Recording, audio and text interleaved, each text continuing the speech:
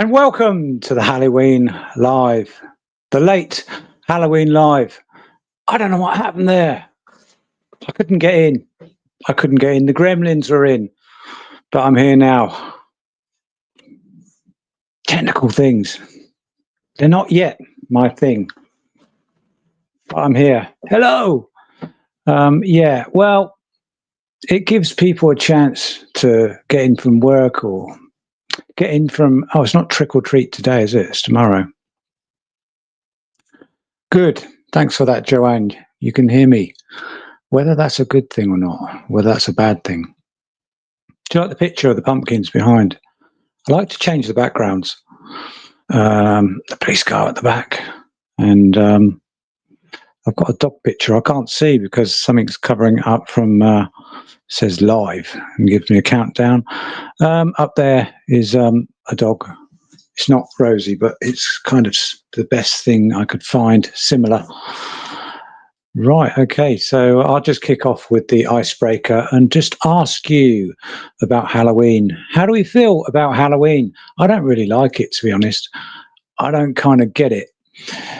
It's good if you've got kids and you take them round and houses are done up. You like to do houses up and you're flamboyant and everything else and you've got the time is good if you've got grandchildren or kids. So do you like Halloween? Put down in the comments. Or are you not bothered? Or did you even not know it was Halloween and what on earth Halloween is? I'll tell you what happened to me once, a story, just as a starter. I went to this, I don't know why. I had a girlfriend, she was my wife later on, and we went to a Baptist churchy thing. I'm not religious, but we went, her university was holding a Baptist thing around the corner. So we went to that.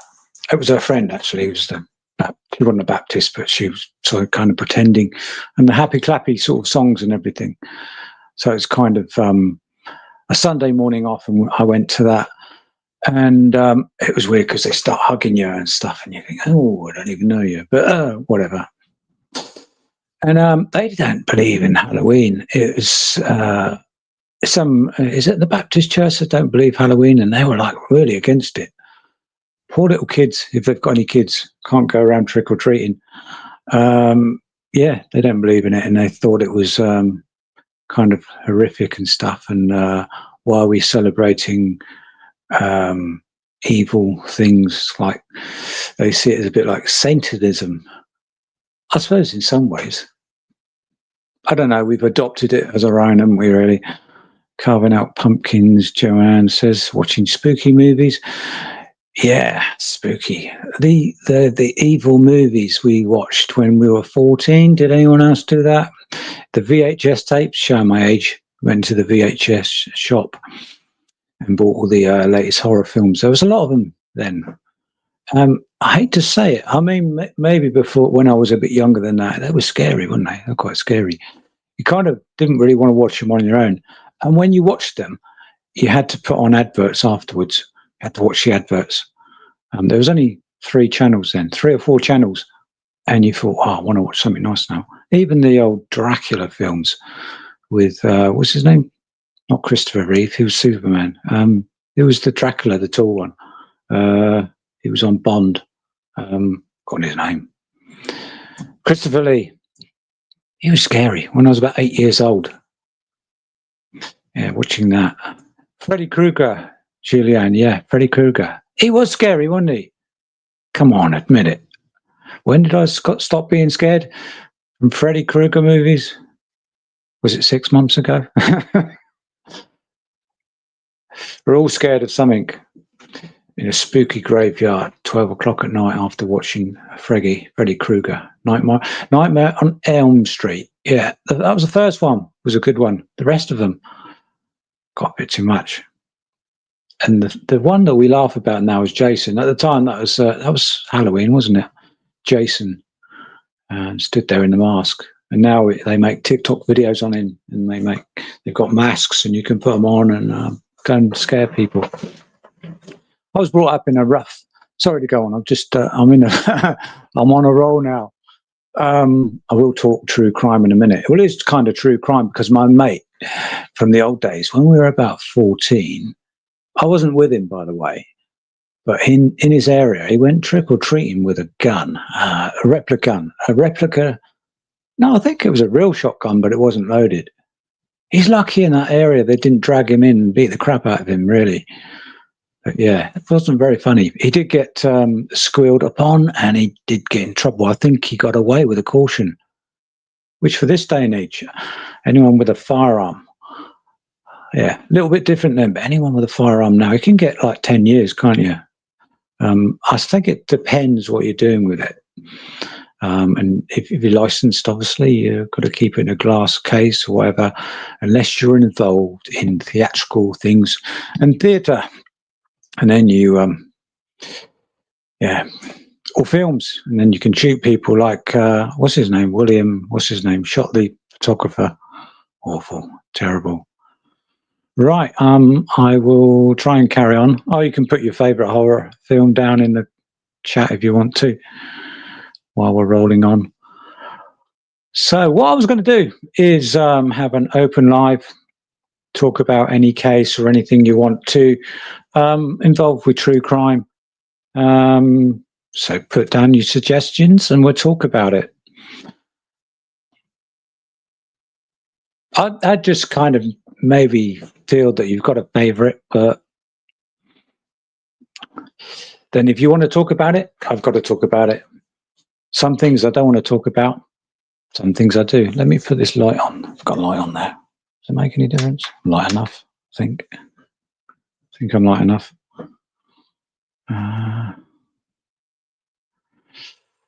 Yeah, Christopher Lee, Joanne was creepy. Who else is in?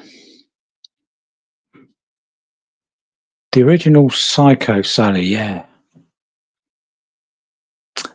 Not too scary. I like the later one. Come on, was it? What was his name? Who played the guy? He played it a bit later, didn't he? Than kind of, was it the 90s? That was the original, and there was a later one because the original was black and white. Was it Tony Curtis's wife that played Janet? Was it Janet Leigh who was in the shower? Famous scene. It was rubbish, really, wasn't it? When you think about it, but at the time it was supposed to be scary. Yeah.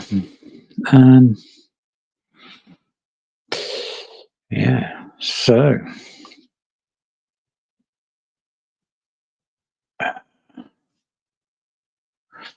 Right, so who's gonna kick it off? What did you want to talk about? Did you want to talk about Janet Leigh and Anthony Perkins? That's what I was thinking of. He made a later one, didn't he? It was quite good. Yeah, quite creepy guy. Don't know what he was like in real life, but he was good at that role, wasn't he?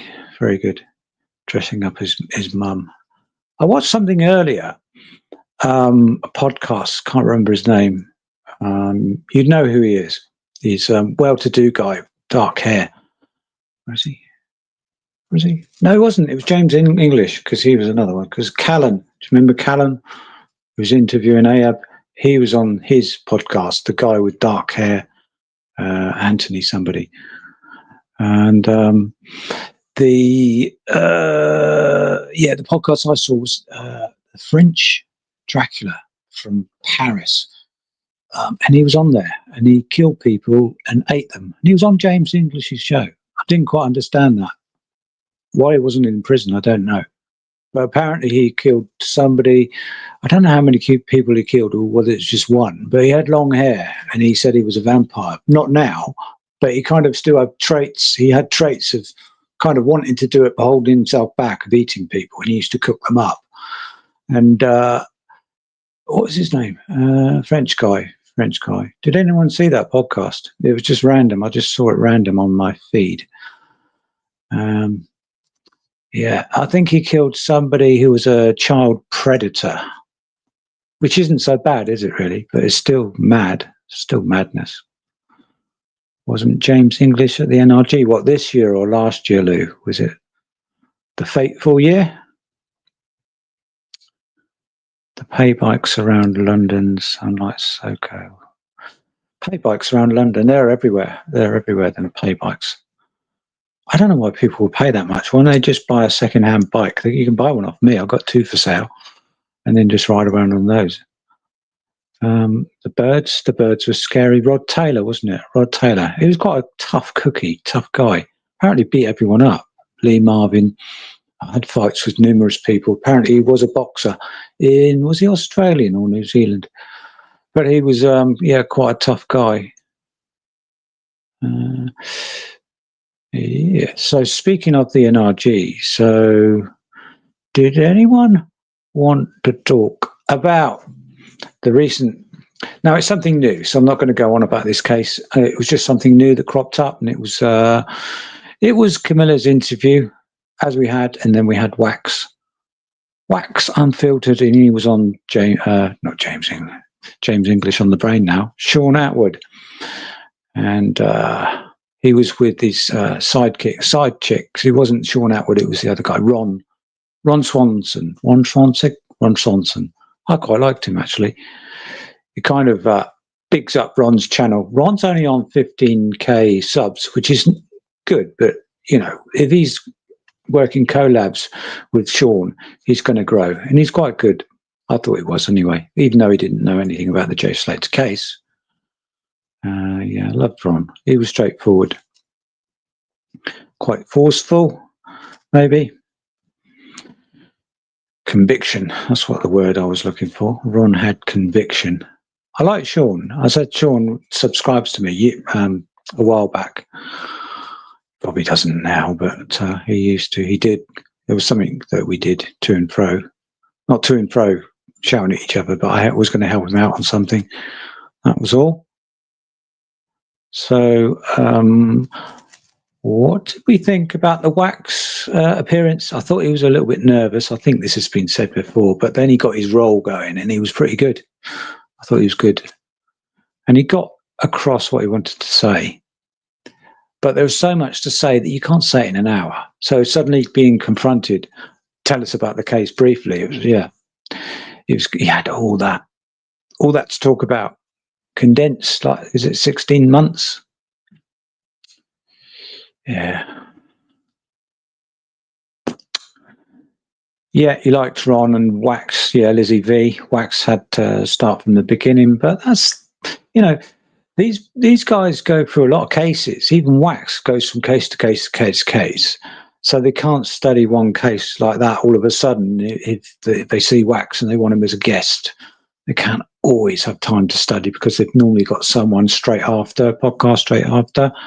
But yeah, ordinarily, if you were having a one-to-one with someone, you would study at first, probably a week of study on who you were talking to and what they were all about and what the case was all about that you were talking about. Does anybody have any pressing thing that they'd like to say about Wax and obviously the case that we're all talking about? Is the biggest one was Jay Slater. Has anybody flipped over by any chance? Has anybody been convinced to change their opinion of what they think, of whether it was suspicion, as thinking, no, not suspicious now. I flipped over. I think it's an accident, and that was it. Anybody flipped over? I think you're all probably hardened. Shall we call you foul play? Some of them aren't. Some of them are in the middle, so they're open to it being an accident. But do we know? Lizzie V, no, never. No, not convinced it was an accident. Yeah, it was all suspicions. It was right from kickoff, wasn't it, really? Right from kickoff. It was. Yeah. That girl, it'd be great if she spoke up. It'd be great if she just was randomly watching. I wouldn't have thought she would. Flicking through. Hi, Jojo. Yeah, if she was flicking through and she just explained herself in some ways and said why I did this, why I did that. I think she initially did on Haley's channel, but she backed off a bit because people were kind of being too forceful, perhaps, suggesting things of why you did the GoFundMe, why was it taking over, why didn't you go straight to that point? I know you're a woman, but why didn't you go to his pin? put down in the comments. I think Duncan said it on an earlier video. He said that why can't a woman go and find him where he was? Would you go to that place? Would you be happy if your partner went to that place and had a look? I don't mean to be the male-female thing to do that on you, to work that one on you, but if you're a female, would you walk out there? How far was he from the road? Was it half an hour, or was he walking for 2 hours, or was he going in circles? Would you go there? Was that the case? We're back to square one as such, aren't we? Of why, what, and how. We've said it all before. I've said it for too long. Why did he walk the other way? Why did he do this? Why did he do that? Why did he go to the beach? And some people would say, well, he was looking for a community on the beach, and then he was hoping to walk along the beach down to where he was, and he was a bit disorientated. Maybe. Just reading the chat, bear with. I'll be banging on doors, shouting and scaling. You'd be banging on the doors, Lisa? Yeah, because it did get like, you kind of drive that way and look for that pin. If you had it on your phone, you would. I mean, I call the police first. Yeah, call the police and mountain rescue or whatever I need to do, and then say, right, I'm off to find this pin. Someone's in trouble. Blah blah blah blah. She could even say, someone's in trouble. There may have been a bit of argy-bargy, something about a watch or something, so it may be criminal, something like that, just to get the police there. Yeah. Duncan's in. Hi, Duncan. I would have done nothing if I thought Jay was fine. Okay. Yeah. What would I do? I'd be up anyway. I'd be up early in the morning. I'd be out running, so I'd be going to the location, finding out where he is.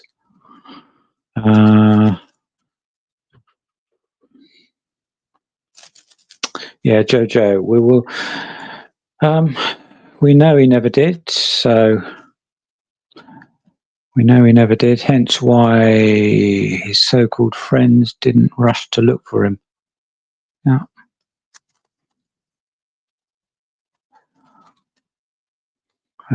Another thing, something that was pressing me, something originally, again, probably not originally, probably a few months down the line, was the photograph. Just wanted to go through that photograph. You know the one. I don't need to say. This one. See if I can, how do I make that? Hang on, to make that bigger. Just bear with. Let me get rid of a comment. Right, that photograph. So the picture in the back of the car. So this was the same day. Yeah, correct me if I'm wrong. The same fateful day. So this is apparently Jay, and this is Jay here. So this has got a growth here. He's got a growth under his nose there. He doesn't appear to have there. I'll show you another photograph in a minute. I think it was the same day again. He's got the grey T-shirt on here. This is the one I thought looked like TH. Tom, if you're out there, you're welcome to come and disagree with me. Some people say it looked a bit like Brandon, but it looked a bit bigger, didn't it? And the arms looked bigger. It's not a great photograph there, actually, and they've got that thing. That's the only one I could find. And this, some saying this is Photoshopped. That's Jay in the back.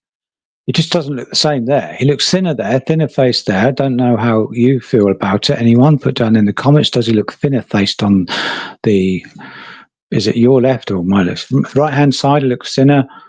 The other side looks a lot bigger. Just does. If I get a picture up of him, this one here. So he looks clean shaven on that picture. This picture on the fateful night as well. Can you see it looks clean shaven under the nose? And then if we go back to that picture in the back of the car, is that definitely a growth? That's quite That's probably about 3 days growth, isn't it, for someone of that age? Unless they can grow a beard really quickly. Yeah, let's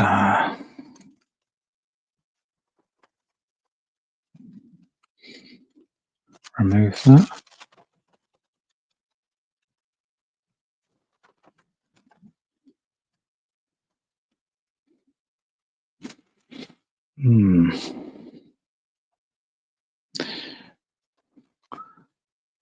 I'll put the link in the chat if anyone wants to come up. Duncan, if you want to. There we go, somewhere. Could be a quicker way of doing this, isn't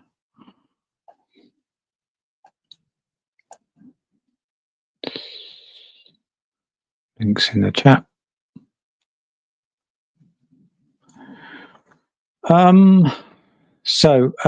AG group are welcome to be in the chat as well. They are watching from the outside and they're fed up and bored.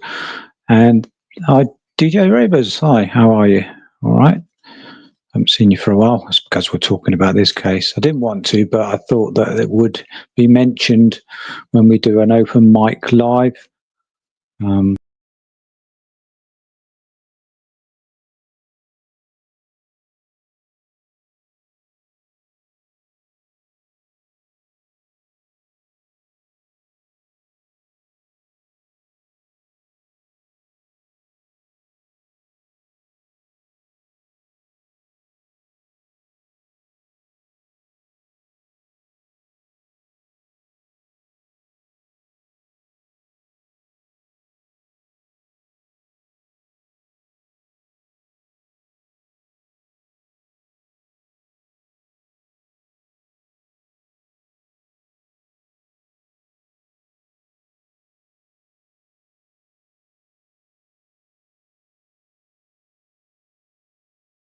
On. And that one. And fancy seeing you here, Mr. Smith. How are you? I'm just playing with my audio. Can you hear anything at the moment? I can hear you perfectly. They're going to let you know in the chat. If you're not echoing, that's fine by me. That's fine. That's good. I was chatting about this, and I'm happy to have the age group in, and I just want to set the precedence of how I feel. And I don't want the age group to sort of run away and think, well, we're talking about this. I do know, age group, that you think we are upsetting the family. We are going on and on and on and on. We're all different. I'm not in any one big foul play group.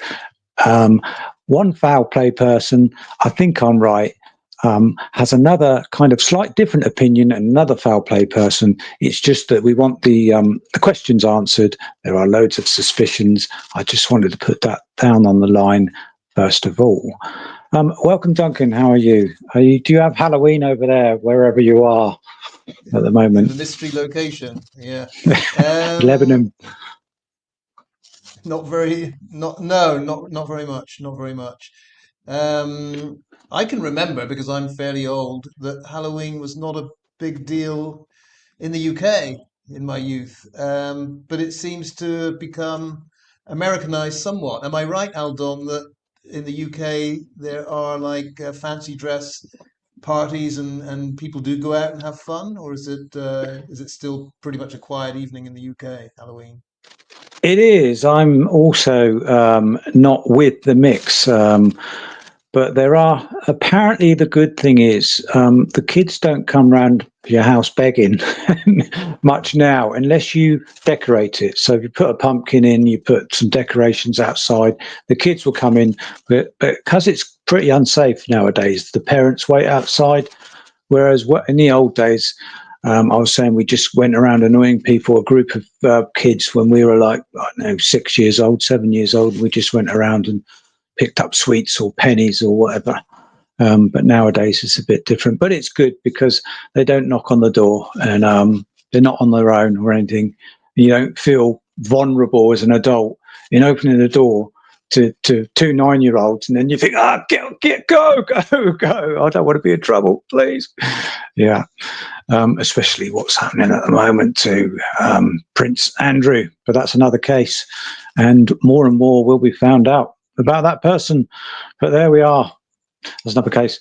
So, Duncan, the opener, I did put the opener on myself because I knew it was a case that everybody wants to talk about still. I've been watching the videos and everything else. You and Jan's live as well have been added into the mix. And Wax's great appearance on the with Ron Swanson, and that was good. So yeah, just wanted to hear your thoughts and anything pressing that you've got to say, and we'll listen to the chat as well, see if they've got that to say. Yeah, over to you. If you keep your eye on the chat while I say my piece about Wax and what you were talking about earlier, I thought both things. I thought Wax had a very difficult job to do because I commented, if someone had asked me, could you summarize this case briefly? I'd have said, no, I really can't. I can talk about any aspect of it for as long as you like.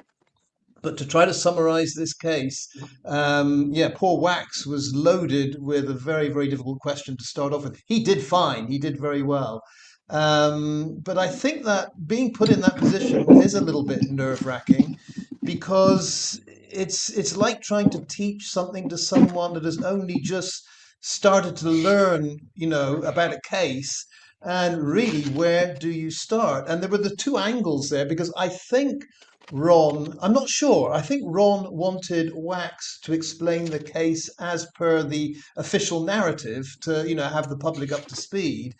But that is very difficult to do. Again, if you are, passionate about something and someone says, explain this thing dispassionately that you're so passionate about, that is not easy to do. So I think Wax did a really good job.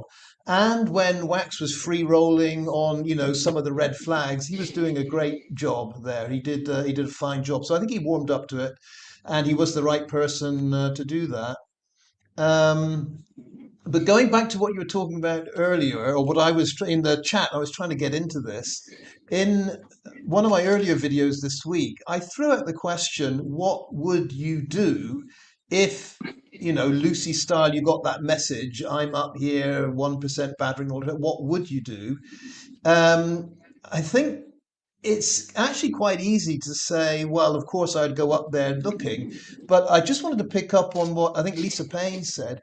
You can do both. And I think most people would do this. You would say, okay, going to go up and check last known location, of course.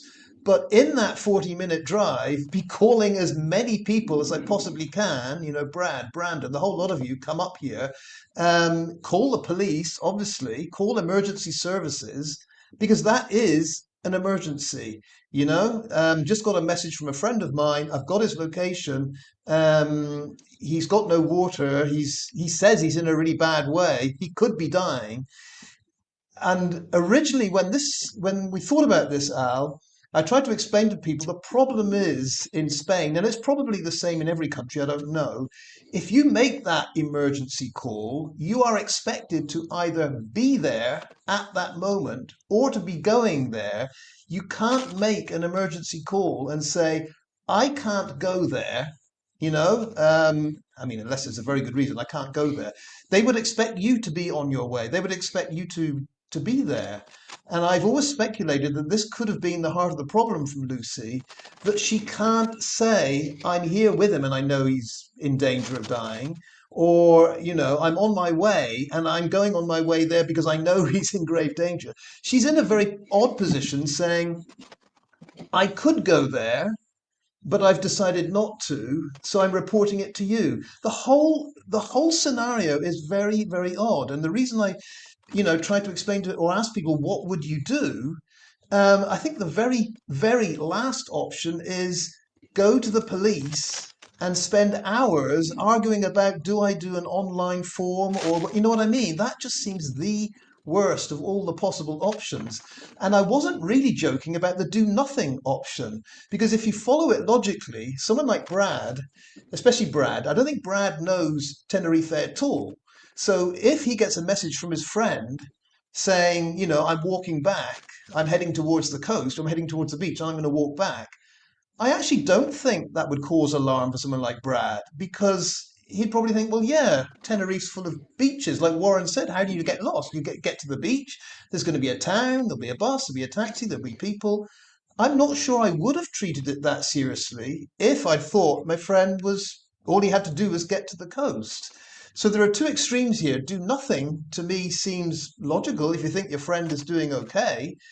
But in Lucy's case, if she's going to say, yeah, he was in severe danger, I don't see how she then says, and the only thing I'm going to do is to work with the police to resolve this. I know you're very much on the fence, Al, with who's to blame here. You're not the type of guy that likes to blame anyone. But Lucy, even for an 18-year-old, Lucy's decision there is very strange, is it not? Yeah, I mean, it's interesting to say you were thinking whether Jay was, whether he was all right, and you wouldn't go there. If it was a friend of mine and said, "This is my pin location," and I was lost, I would go there and help him out. It depends how serious it was. But wasn't it cut by a cactus and in trouble? If you're cut by a cactus, it seems pretty serious to me. Um, yeah, it was strange right from the kickoff, and it was just it would have been nice if dialogue was opened straight away from Lucy. Just just more transparency would have been nice and stopped some of it kicking off. I mean, there were stupid people on TikTok and they were saying some strange things, but that's going to happen anyway out there, isn't it? It's going to happen anyway. People are going to say one thing and then someone's going to catch on to it. But if you look at it in a complex way, it's not really that complex, but it's just been made complex. Um, Sitting on the fence. I don't know. I don't think I am. I'm just open. I'm just open to anything. I'm open to anything. I thought it was suspicious. I think everyone thought it was suspicious to start with. I mean, come on, everybody. It was just the fact that down the line that the part where you can get lost. I know you can get lost. You can walk around in circles. People found him at the bottom of the ravine. Okay, found or put there. Found he was down at the bottom of the ravine, and then people were they're not so suspicious, and they thought, yeah, it's easy, it's an accident. So interesting. Lola's in. Lola Pumpkin's in the chat. Lola, you are welcome. That's fine. She's blah blah blah. Yeah, we do go on, and it does go on. I know the J place does go on. You are welcome to come up. I gather there's a problem. You can't come up on your got a problem at the moment. I had issues as well, technical issues when I just started trying to start lives, and all it would do was come out as recorded. I understand that, but you can put down in the comments if you want. Lola, if you've got any questions, I think originally you had thoughts of you saw it as suspicious. But if I ask Lola, I mean, answering the chat, I'll ask you myself. When was the turn? When did you realise that it was an accident? And what convinced you of an accident was, did you have any questions yourself, Lola, about any suspicions that you felt in the first place that you wanted to ask in the first place but were answered? Have you got any of those? That'd be interesting to know. I mean, I don't know. Have you got anything pressing you'd like to ask Lola? I know you do have twos and fro's with Lola and that team, or not team, but differences of opinion. If Lola can come up in the box to talk to you, because she probably doesn't want to talk to me, that's fine. If she wants to talk to both of us or anyone else, that's fine. It looks like Lola's beef at the moment is me saying that it is entirely logical to blame Debbie for Jay's death. Let me explain that one. There are many, many factors when you look at Jay's death. And my point about this, Lola, is very simple. Had Debbie done the right thing in my book, the right thing would have made sure that Jay completed his community order that was served him when he was convicted. Had Debbie and Warren made sure that Jay completed that 18-month community order and stayed in Lancashire and gone nowhere near the narco gang in Tenerife, Jay would be alive today. Now, when you analyze the death of someone, it is often the case there are many factors and many people can be blamed. But what I just said is true. Similarly, if Judge Parry had sent Jay to youth detention, Jay would be alive today. We can also blame him. There are many people that can be blamed here.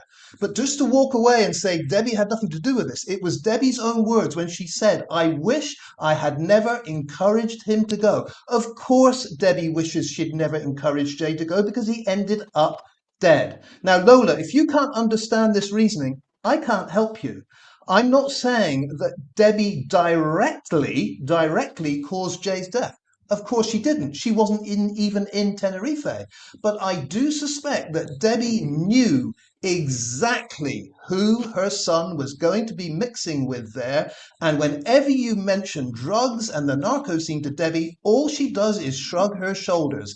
Well. Let's see what happens when you shrug your shoulders. Your boy goes away to Tenerife, mixes with the wrong crowd, passes a few hours in a mountain retreat with convicts, both of whom have had long sentences for narco dealing. He ended up dead. There are a lot of people that say that's not a big surprise.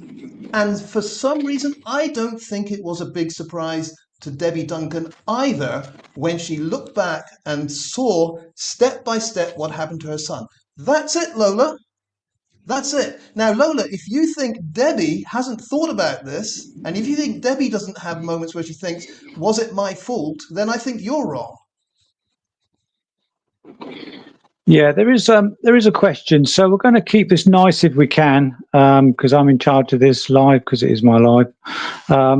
So we're going to try and keep it nice. So Claire asks, Lola, I'm not attacking you. I don't think anyone wants to attack you. So if you could hold back on that. So Claire Lindstead has asked Lola. So she'd like to know at what point at the top of the ravine did Jay slip? So she didn't. Claire doesn't get it where he was casually walking along and then slipped, like standing on a banana skin. I think personally, if I answer that first, Lola, if you want to answer that in the comments, you're welcome. You probably have. Sorry, I can't keep up now. It's going quite fast. I don't know because I wasn't there. I don't know. I don't know how he slipped. I don't know if he slipped. We don't know what happened. We weren't there. That's why we that's why it arouses our suspicions. Everything arouses our suspicions because we're not getting answers from people that could probably clear that up. Jay can't because he's not here, so don't know. Yeah, when we just don't know why. Just don't know why he went down that way to start with. Even Chris Tenerife, if you're listening, if you're watching the replay, Chris Tenerife, you said you don't know why he walked to the beach, but you said he was looking for a community. I just think there was a community back on the road, down the road. There was a cafe, there was other cafes up the road. You had to wait a bit later, half hour, an hour later, but there are communities there. I don't know why you walked to the beach. Just don't know. What do you think, Duncan? Yeah, there's something that Chris said that has been shot out of the water with the inquest. If you think back, Chris at one point said, had Jay been walking through that ravine with his Google Maps on, Chris noticed that Google Maps does show that at Masca Beach, not at Juan Lopez Beach, but Masca Beach, which is just round the corner, there is some kind of icon that says there's a boating club, or there's a facility where tourists can go on a boat trip and swim in the water and all that. And I believe that's true. However, now we know from the inquest that Jay's phone cut off. It was dead at 8:51 a.m. There is no possibility that Jay would have seen that later on, past that. And I don't think Jay was looking at Google Maps to see what facilities were on that beach as he was talking to Lucy or Brad or Brandon. There's no mention of that. It didn't pop up in the forensic search of Jay's phone. So I think we can disregard that. It wasn't a bad idea from Chris to suggest that Jay had seen that he was heading there because he thought, oh, boating tourists means I'll be able to get out of here. And it still doesn't alter the fact that the easiest way to get out of there was to stay on the road and wait for the bus. But at least we now know Chris's idea of Google Maps displaying something that Jay could have headed for. His phone cut off. He didn't have any of that. Lola's got a question. I put it up. Can you see that on the stage there, where I've highlighted it, about the post-mortem? I gather that question. Let me read it through. Yeah. So the post-mortem clears up. He was not killed prior, and no one going that terrain 6 hours there and back total when other places were closer. They'd also risk falling. I don't actually understand what Lola's trying to ask there. Let's take the first point here. Post-mortem clears up. He was not killed prior. To me, I've got to be honest, the post-mortem doesn't even confirm without a doubt that is Jay Slater. I don't want to go down this path because there are so many red flags to it, but to me, if you don't even bother to do a DNA test and you're going on the palm print of someone that's been out in the open for 28 days, it's very suspicious. With the John George case, John George was out there for 20 odd days in much cooler temperatures in January in Valencia, and the Guardia Civil there insisted that body be identified by DNA. End of. And a lot of people that know the situation, as soon as it was announced that it was fingerprint, everyone was scratching their heads going, are you bloody joking? A mummy in a ravine is being fingerprinted? I mean, sorry, the era of Sherlock Holmes was 150 years ago. Dental records DNA confirm it. And we've got this absolute fool, Adderley, up in Lancashire, inept to the ultimate degree. He managed to get 1 out of 7 witnesses present for his inquest. Bloody useless. And he's now trying to convince us that the Spanish doing a thumbprint and him fumbling around with a palm print is the modern way to do it. So no, Lola, I don't agree that anything that came out of that autopsy is to be relied on, let alone couldn't have died within the 6 hours. I don't believe it. And I don't believe Richard Shepherd is being straight at all. Richard Shepherd is the one that said he's discounted all ways that Jay could have died apart from falling and being pushed. And I still don't understand why Dr. Richard Shepherd cannot include the possibility that head injury was a very hard object hit as hard as a person possibly could hit Jay in the back of the head. I still don't get that. But the likes of Lola have put 100% faith in authority. And I think that is the most horrendous mistake in this day and age with some of these people that wield supreme power. I just don't believe every word they say. One question, I think you answered this a while back. Was Jay actually at the Airbnb? Sharon Greenhorn says hi, by the way, and she's asking you that question. So, do you think he was there at the Airbnb? I think there was. It was a surprise that you answered in this way. But over to you on that one. This is where the foul play group go along very, very different paths, because we have the likes of Wax and I think Marvin, Streamline Entertainment. I think most people believe that Jay never arrived at that Airbnb, that he was dead hours before that. I think I'm one of the only ones that still think that he not only did he go to the Airbnb, that he left the Airbnb and went to another location and may well have been dead sometime after that. The only reason I kind of cling to that is, for me, Al, I can only speak, this is not evidence-based or anything like that. All of the evidence is actually on Wax's and Marvin's side, that there is no photo, there is no evidence of Jay alive after he left Papagayos. I see that. So it's just gut feeling that, yes, he did go up there. He was taken from there. And I still tend to believe that the sightings in Santiago, you only want one person to have been right there. If one person in Santiago said, yes, did see him at 6 o'clock sitting at that bench, looking the worse for wear with two other people looking for the worst for wear, only one of them has to be right for Jay to have been alive a lot later on. But that's just a gut feeling. It's another one of those oddities. We have that grainy image of Jay or someone like Jay walking across that square in Santiago, but there's no CCTV. There's nothing in motion. What is it with these CCTV operators in Tenerife that can't seem to get anything but one still shot? It would be fascinating if we saw the film of that, because I think from someone's manner of walking, you could probably say, oh my God, that's Jay. And I think Brad, in communication with someone else back in Lancashire, when that grainy image was first put out there, Brad said, yeah, that's Jay. Or it's got to be him, something like that. But, that's Brad. Who knows if he's telling the truth or what? But yeah, I'm one of the few, Al, that thinks, I think he probably did end up there, but for a short time and then was taken away somewhere else. I just want to welcome Marvin to the chat. Marvin's in the chat. We're talking about Marvin from Streamline Entertainment. Please go over and subscribe to him. Marvin, do you want to come up at all? The link I did put the link in the chat, and you can add to it. You've got an awful lot to add to this case, and it was interesting. So I'll wait for you to come up. The link's there, Marvin. It's interesting where you said the foul play group splits, because I'm sure some of the other group, they probably think that we're all the same. And Wax thinks, it was on the beach. It was on the beach. You think differently. I think he went to the Airbnb myself. Okay. I'm not 100%, but I do. Can I just say about the beach video? I just want to say, because a lot of people were saying that they think that there was something in that.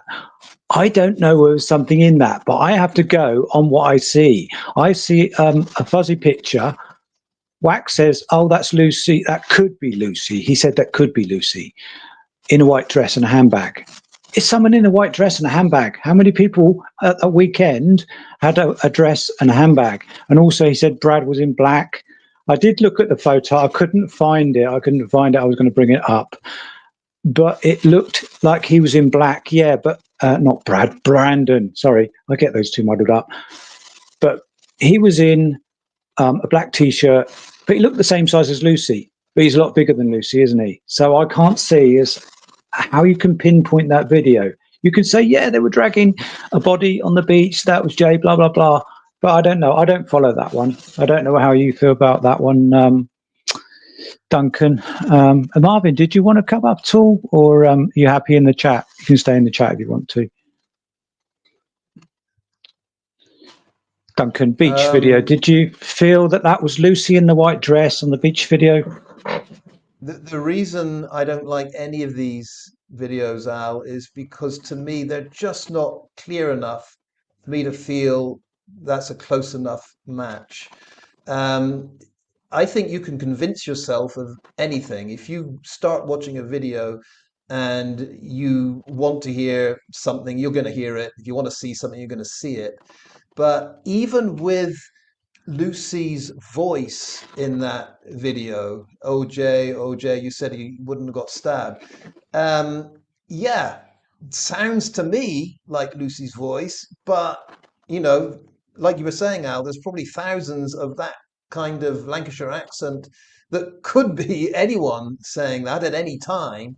What was interesting in Debbie's interviews, she said that was obviously, the audio to that was obviously layered on top. And I was like, oh, wow. So how, Debbie, are you that advanced with technology that you can spot that immediately? Or, I'm being sarcastic, has Debbie just been told that by the likes of Chris Tenerife? And it was interesting that Debbie she didn't say there is absolutely no way that could be Lucy's voice. I know Lucy's voice. She doesn't sound like that. She didn't say that. So it was almost like Debbie was saying, well, yeah, that could have been Lucy. But the audio I know was put on top of the. Very strange to me. Very strange.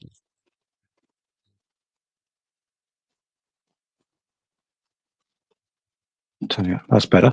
Marvin's tied up at the moment, so that's fine. If you are in the chat, keep adding to the chat, Marvin, if you can.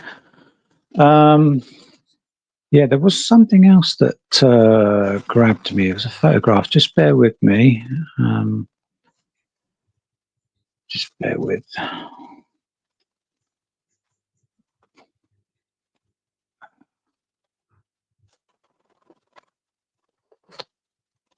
Just coming up. So it was the dog. So where he fell. Do we actually know where the dog was looking over the final falling point? Is that the actual falling point? Was that confirmed by the Guardia, the falling point? And that was that the cadaver dog, the Dutch team, or was that a police dog? I think that's the cadaver dog because it was all too late. But that's the point, isn't it? Do you? Can you confirm that at all, Duncan? That's my understanding. When this was first released, my understanding was the Dutch team had reached a point where they couldn't go any further, and that's a Dutch dog, indicating that there's a body down there, which they do. These, this is the way the dog tells you where the body is. That all makes sense. At the time, I joked, yes, but at the same time, dog could be smelling a bologna sandwich or something down there. You can't be 100% sure. You got to go down and find out.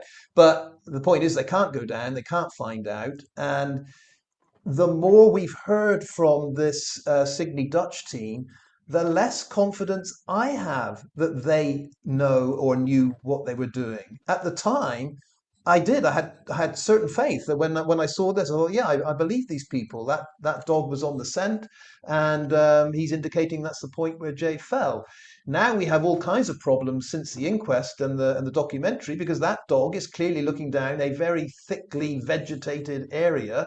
And the photo we got from the Guardia Civil was a dry riverbed with hardly a plant in sight. So here we have yet another contradiction. The Dutch team, the gal from the Dutch team was saying that Jay had walked on another 2.5 hours after he was by that road.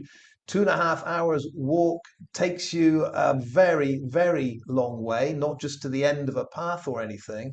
And my big beef with the video that goes with this is that as the camera pans around, all you see is just, mountainside. You don't see anything else. You don't see any route that Jay could have come from or anywhere he could have gone. It just ends there.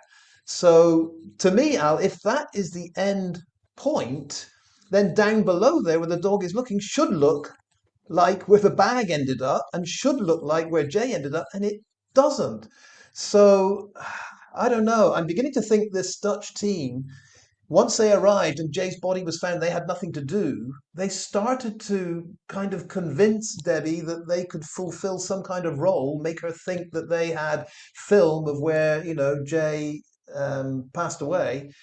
But I'm just not sure that they did. I'm not sure they understood exactly where was where on this thing. So I don't know. I've lost faith in what the Dutch did, to be honest. I wish I had more faith in them and we could turn to them and figure this out. But I don't think they grasped exactly where Jay went or where he ended up. So I'm still lost on that one. Yeah, I think they did what they could, but we wanted to get them to get there earlier. But DJ Ravers raises a point, DJ Ravers' opinion, that they had to get the body placed there before the dogs turned up. It's again, in my view, I don't know. I wasn't there. I don't know. But I was suspicious, about the whole football match game, the whole the dogs being disturbed, the noises, etc. I just want to ask Lola, was she suspicious by that at all, or did she just find it a coincidence that was going on at the time? It's just interesting to hear other people's views and how they tick and how they think. And Lola's saying that she looks at the facts, only the facts. But Lola, don't you, like you did first off, when you said you were listening to Hayley and you were maybe getting influence from Hayley, go and subscribe to Hayley if you want to. But when do you still have any suspicions at all, or is it all fact and you're just going on the fact and that's it, end of? Or it's just bizarre of everything that happened around the case and everything that was going on. Almost we found out, but then we couldn't go any further because we couldn't speak to the witnesses. We couldn't speak to people about it. The whole of that area was shut down at the time of that football match. They were saying that the body was found on the Saturday or the Sunday rather than the Monday. I remember them saying Monday at 11 a.m., I think it was, and it was on the Sunday or the Saturday. Something perhaps we'll never know. I thought one of the rescue team gave it away and said that it was on the Saturday. We were searching and something was happening on the Saturday. But it's something we'll never know, really, isn't it? Let's read some of the chat. Sorry, Duncan, you can add to that if you want. I'm just reading the chat. I am trying to put it on the screens. I'm also trying to put Lola's questions on the screen as well. I don't want her to think that everyone's attacking her just because she has a different opinion and she's following the facts, and perhaps we're not, which is fine. I don't mean to sound sarcastic in that. It's just good that we have you there, Lola, to put your side across. It'd be great if you could talk, but that's fine. If you can't talk on the stage, that's great. That's fine. The problem with this repeated statement of following the facts is that when you actually question what is a fact in this case, it turns out to be something far from the facts. And early doors, when we had the likes of Chris Pennington saying we followed only the facts, it sounded very convincing. Oh, well, you're the factual ones and you're against the conspiracy guys. I got it. But when you pressed Chris for what are the facts, or Luggy, their facts were, for example, an independent witness saw Jay walking up that road. That was one of the facts they were going off. Fact, Jay's phone last pinged in that area. Okay, let's take that as a fact. Doesn't mean Jay was there. This independent witness, it turns out, was far from independent and actually told Mark Williams Thomas she didn't drive anywhere. So the problem with this whole repetition of we only follow the facts is when you dig into these facts, they aren't facts. When you do present a fact, a very simple fact that Jay's phone died at 8:51 a.m., from that point on, there is no evidence, there's no sign, there's no trace, there's no track of Jay going anywhere, to the point that after 2 weeks of searching with all they had, Guardia Civil had to call off the search because they could find no sign that Jay had ever been there. That's a fact. When you do present the facts, the real facts, are just ignored by the other side. And they go back to this, well, we're following the facts. It's nonsense. And this has been exposed. And this is why so many people in the accident group are now just doggedly either insulting or intimidating or trying to defend this, we follow the facts. But when you get into the details, there's nothing there. This is the frustration. And that's my frustration too, is that there are so few facts in this case. And I'm going to throw it back at you, Aldon. I know you're a investigator in the sense that you too like to base everything on going back to the beach video, what can we actually see? Who can we actually hear? There's so little there. And isn't that the source of our frustration? There is so little in this case we can point to and say that actually happened. Yeah. Lola says that she's happy for you if you do manage to get on TikTok. She will go on a TikTok live with you, just you and her, and explain things. If she can get on here, she can come on here. I can always just go off the stage if you can get on, but she's having trouble getting on to the... if she clicks the link, you should go straight in, Lola. I could come off if you want to. But there we go. She's made headway and said if you can get on TikTok, Duncan, I don't know if you still can borrow Mrs. Smith's phone or something and get on there at some point. That was the last idea when I was trying to work this out with EP. But that's all your fault, Al. You ruined that because you said we could do a YouTube live, so I gave up on TikTok. But Lola's temptation is so great that I might just have to do it. So I won't promise anything, but let's see if we can get this done on TikTok then. If Lola has to play on home ground and I'm the away team, I'm still prepared to go there and win. Let's do it. Yeah, I can understand that as well. Lola said she can control it more if it's her TikTok Yeah. live that she's familiar. She doesn't do YouTube. So that's fine, Lola. Great. And you, as I say, you can control it then as well. People don't pop up everywhere or whatever. I don't really understand TikTok. I do go on it, but I don't understand it fully. I do listen to EP's lives. I know some of the AG don't like so much EP's lives, but I thought they're quite relaxed. Actually, plays nice soothing music as well. Yeah.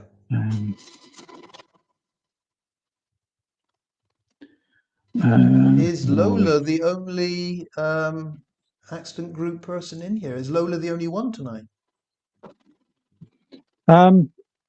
Someone in the chat can answer that. Lisa or Lou can answer that. I can't fully see what's going on in there. Channel.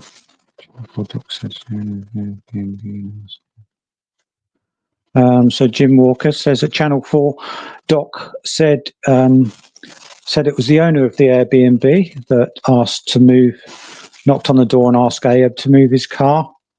So was that Ophelia then? Is that what you're saying, Jim?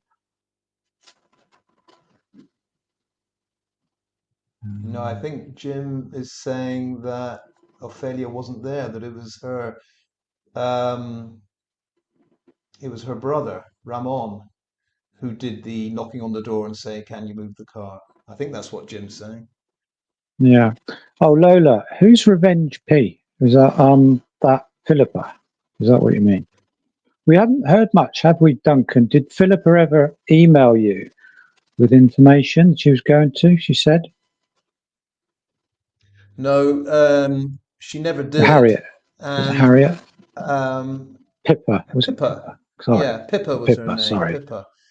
No, she didn't. And Mia the voice didn't, and I didn't pursue it because I just felt whatever they send could be another one of those Photoshop things, or it's something not going to be clear, or a text or a message that without the context. I really didn't want to pursue it.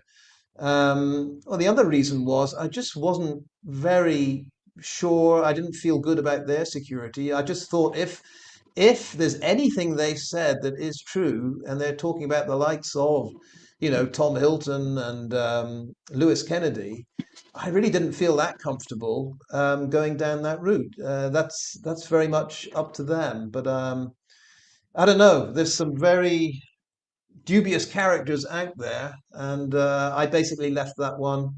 Who knows who Mia and Pippa are? But don't know. I've got a feeling that they will not reappear now. Just a feeling. Yeah, those two did throw a bit of a spanner in the works. And we tried to get them on to talk. I did have an email, interesting, from Emma Mayer, who was actually Lou Cray, saying that they were threatened and things. But she did show me a video, but it actually looked like, if you're out there, Lou Cray, if you're watching this on the replay, it actually looked like you with a knife, with a mask on. I like comedy, so I presumed it was just a comedic type of email from you, Lou Cray. Don't know whether you know the two girls, Mia and Pippa. I don't know whether you knew them, but it's just strange how you sent me an email saying they've had threatening emails, and I was expecting an email, or it's expecting Pippa to send Duncan an email to explain things, or just to come up and have a chat. But apparently Pippa was very frightened of what might happen to her. But there we go. Yeah, it's crazy. Just going to plug the battery in. My battery's running out on the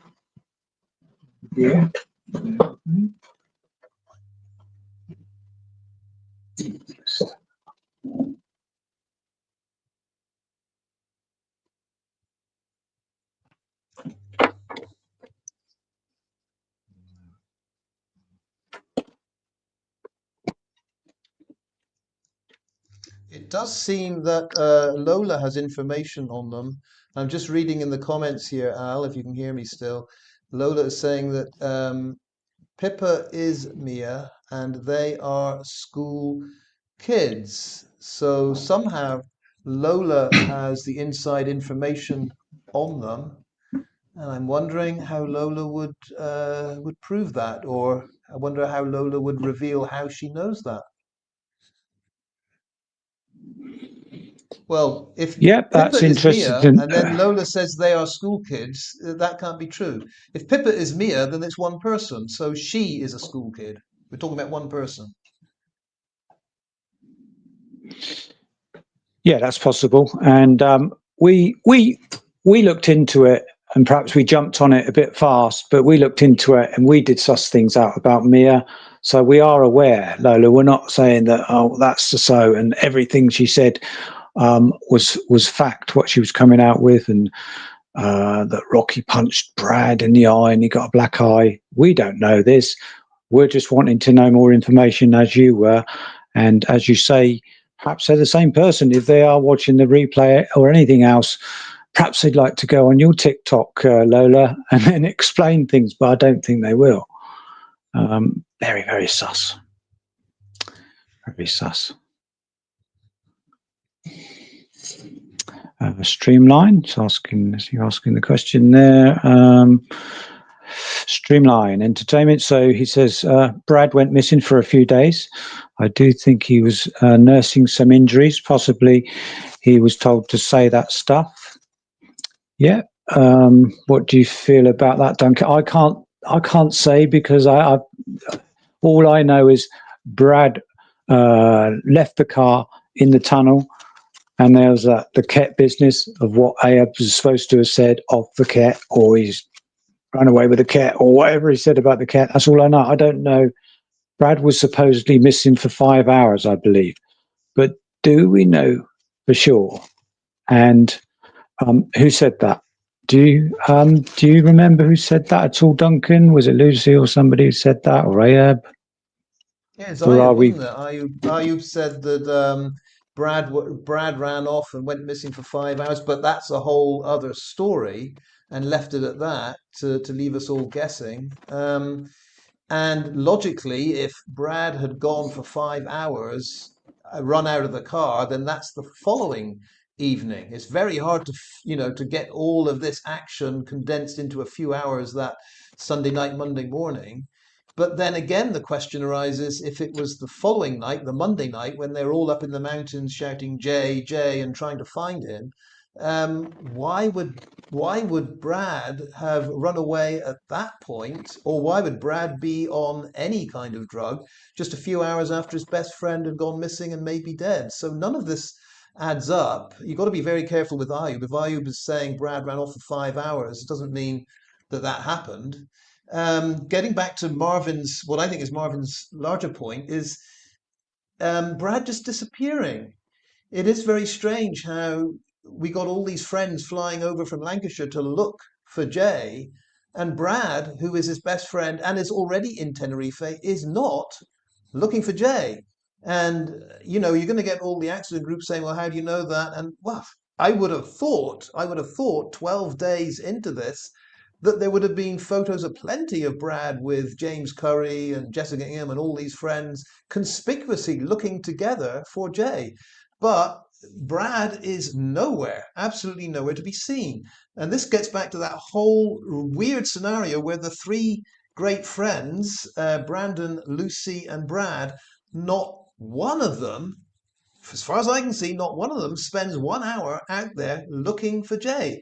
Lucy buggers off to Lanzarote with her mum. Brad's hanging around somewhere, maybe recovering from the black eye, but he's somewhere for 12 days before his interview with Isla.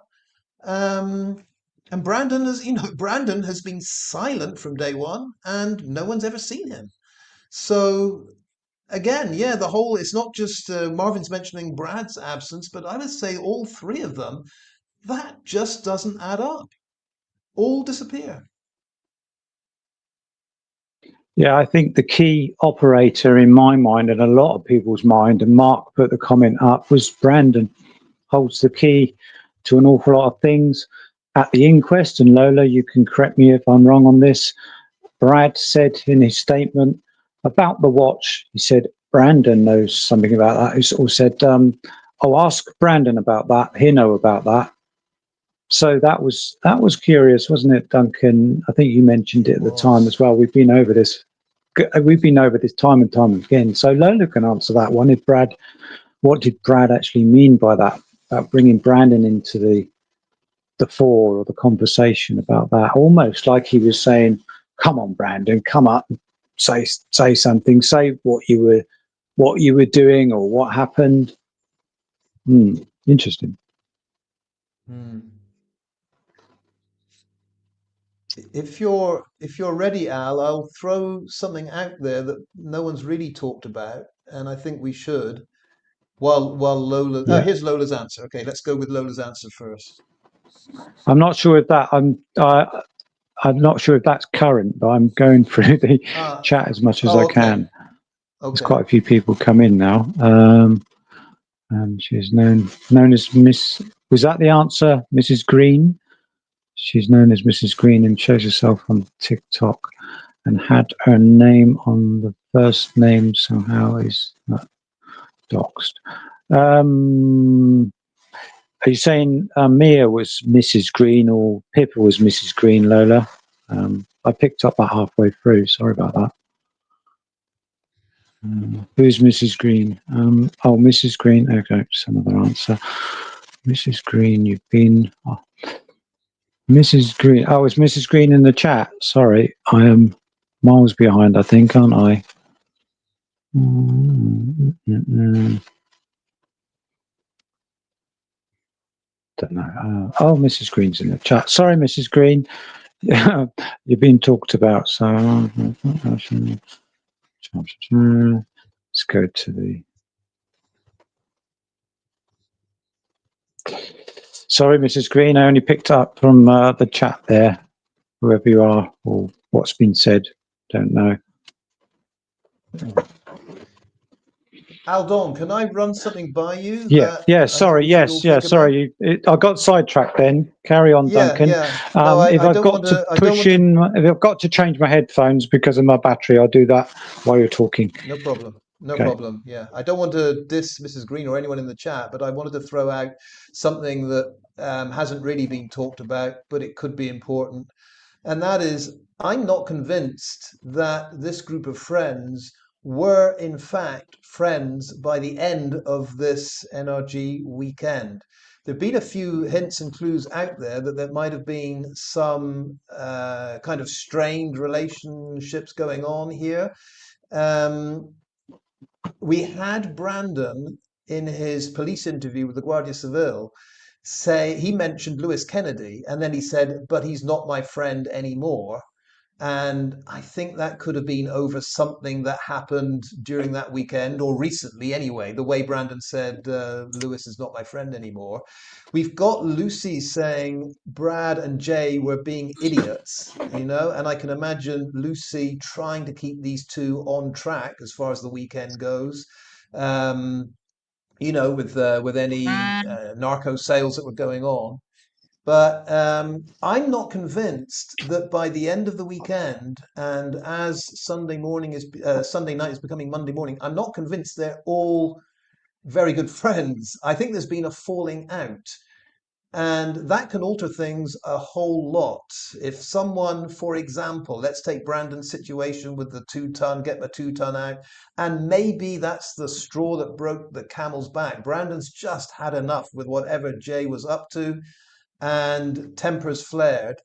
Have you thought about this, Aldon? Have you assumed that the friends were friends throughout this weekend, or have you picked up on what I think might have happened here, that there were some very strained relations by the end of it all? Sorry, bear with. Can you hear me? Sorry. I can hear you. Did you hear any of my last 5 minutes of babbling on? I did.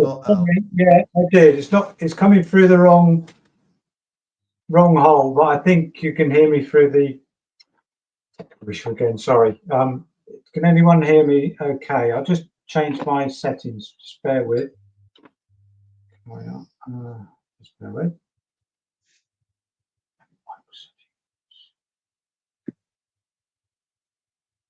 Carry on talking. Sorry, I'll be about a minute, 30 seconds. That's okay. Yeah, I was just saying, I think these friends were not that friendly to each other by the end of this weekend. And it might explain, it might not be a factor at all, but it might explain why they seem to go their own way. Lucy was out there, got to report this to the police, got to make it look at least as if we're out there searching for Jay. Brandon, his tack is just to shut up and disappear. And Brad is, in the middle, hanging around on the island, not doing anything, not searching, but not going anywhere. And I don't know, I would have thought that the three, if they were still close friends, would have been together, conspicuously together, searching for Jay or doing something together. But it seems like they went their own way. We see Brandon and Lucy at the funeral, but yeah, that didn't to me look as if they were 100% back, all friendly with each other. It looked a bit strained there. Maybe not. Maybe I'm reading too much into it, but I don't think things have been very smooth with this gang throughout the weekend and afterwards. Just my impression. But what does anyone else think? What do you think, Al? Yeah, that's fine. Sorry. You can hear me okay again?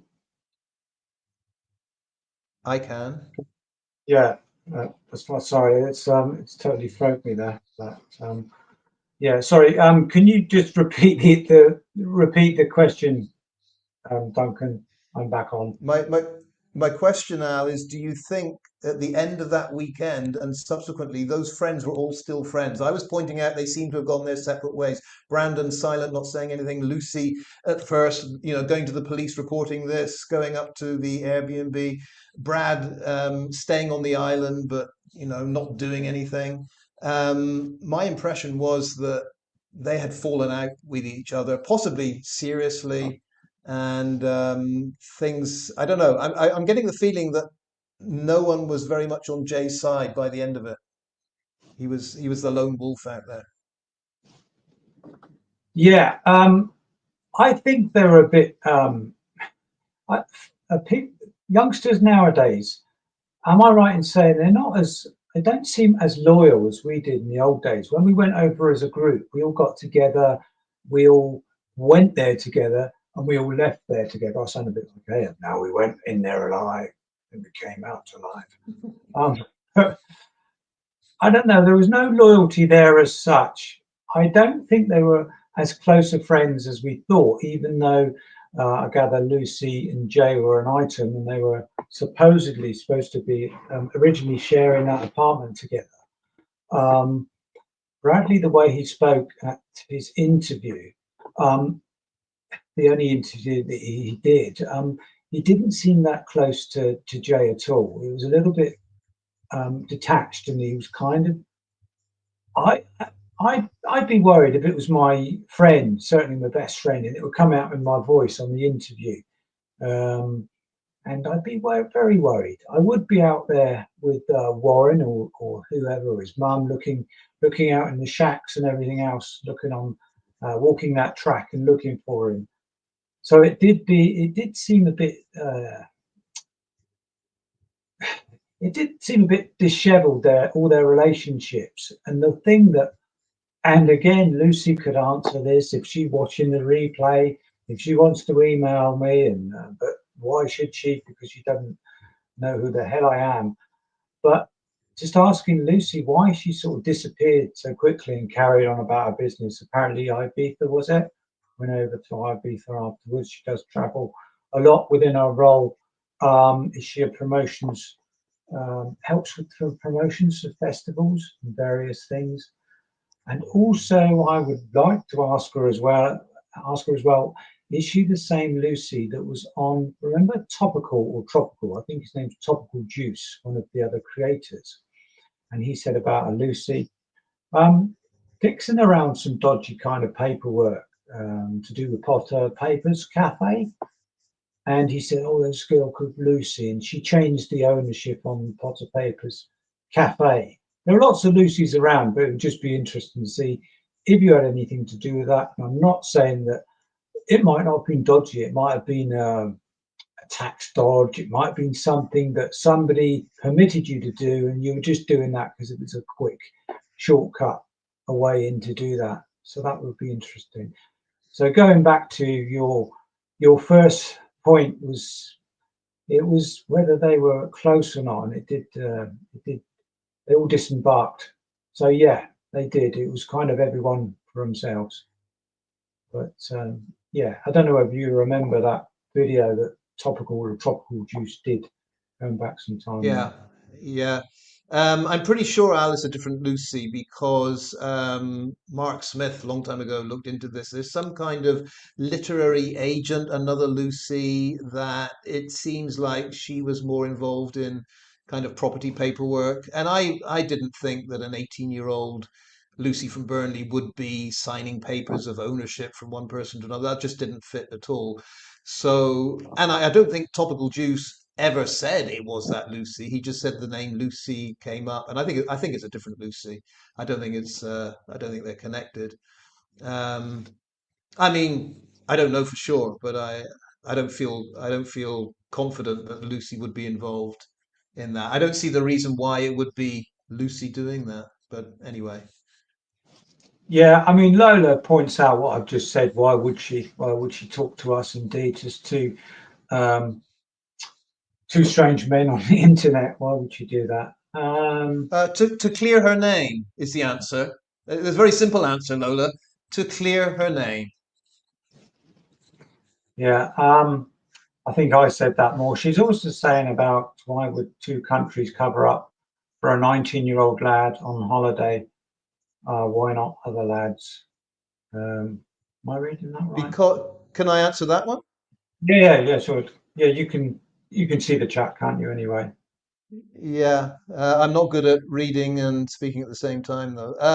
It's not a question of two countries covering up anything. It's absolutely ridiculous to talk about two countries. We're talking about groups of people. So let's start with the Guardia Civil. Why would they cover it up? Because the Guardia Civil made the most horrendous error on day one when they put all their eggs in one basket and said this is a missing persons case. And they made a horrendous mistake. After 2 weeks of searching and finding nothing, Guardia Civil found out they'd been total fools. They'd been played by the so-called, they'd been played by the teenagers. There was no real evidence. They messed up. So, what is the incentive of the Guardia Civil to create a cover-up? So they can get out of this not looking like total ignoramuses. But I mean, you can go down the line. There's a good reason for everyone to go for a cover up here. It is by far the easiest thing in the world just to say, this boy died by accident. That's all you have to say. It was an accident and we move on.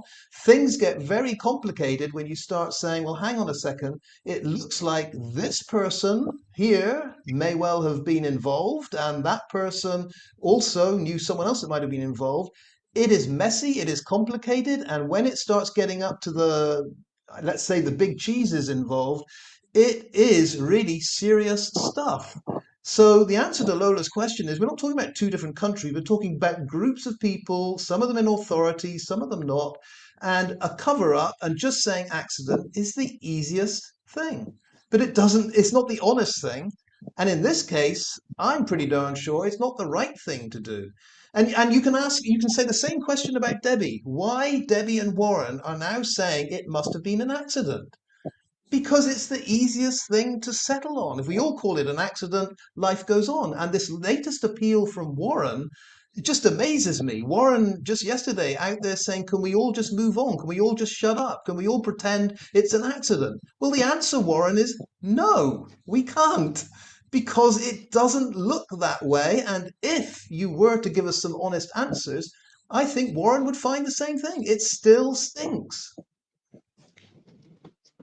Yeah. Have we got Kaz? Oh, Kaz Alice, she's in the chat. You're welcome, Kaz. That's fine. So we do want questions asked by you, obviously, without the to and fro in that has been going on.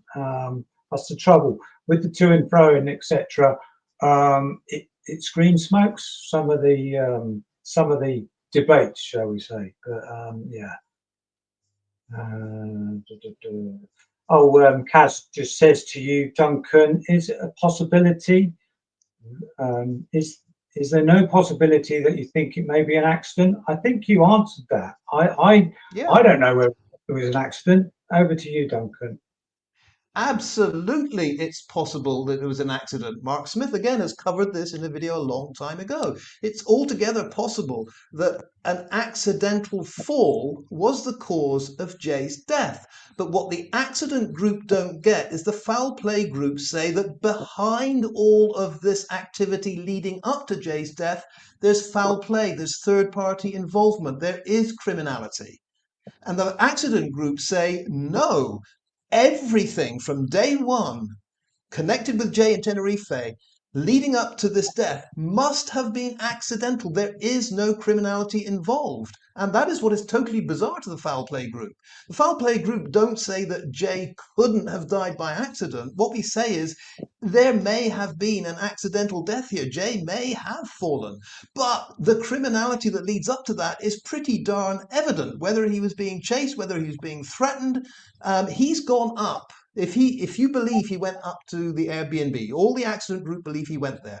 If you believe he went to the Airbnb just because he wanted one extra ecstasy pill at 6 in the morning, you're bloody crackers.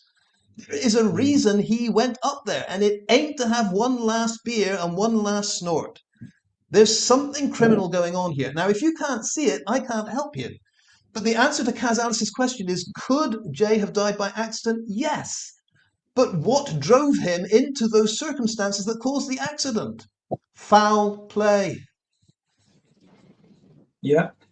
It's this thing about evidence, as Kaz was saying there. There is no evidence of criminality in this case, but I'll answer it and you can answer it, Duncan. But there is there is evidence as such. There's evidence in the suspicions. Now, it may not be accessible, it may not nudge the police into thinking that it's evidence, but we see it as evidence, and there are bits of evidence in that way. Over to you, Duncan. It is not our job to pinpoint where the criminality is or where the evidence of criminality is. That all happens in the investigation. So you are arrested on suspicion of whatever it is. It's the suspicion. Because there's never been a proper investigation, there have been no arrests. Guardia Civil had their key moment when they had Rocky and Ayub in there. They could have held them for 3 days of questioning. They didn't for whatever reason, either corrupt or incompetence, but they let them go. So we've not had the arrest, we've not had the investigation. Nothing has happened. All we can do is look at the red flags. Al, Don, and I can't go and arrest Ayub and start questioning him. So we don't have the evidence of criminality. The evidence comes much later in the investigation. The evidence comes out in court. People like us aren't going to present evidence. That's not our job. But what we can do is say all these people that say it must have been an accident are not looking at the facts surrounding the whole case. They're just ignoring it all. Now, let's start at the beginning. When you look at that cocktail of drugs that was in Jay that night, what are you saying there, Kaz Alice? That all of that stuff entered Jay's body 100% legally? If you say there is no criminality in this case, and then you read that toxicology report, and you say, well, there's nothing criminal involved in all of these drugs appearing in his body that one night, I think you're totally nuts. Someone is supplying him. That is criminal.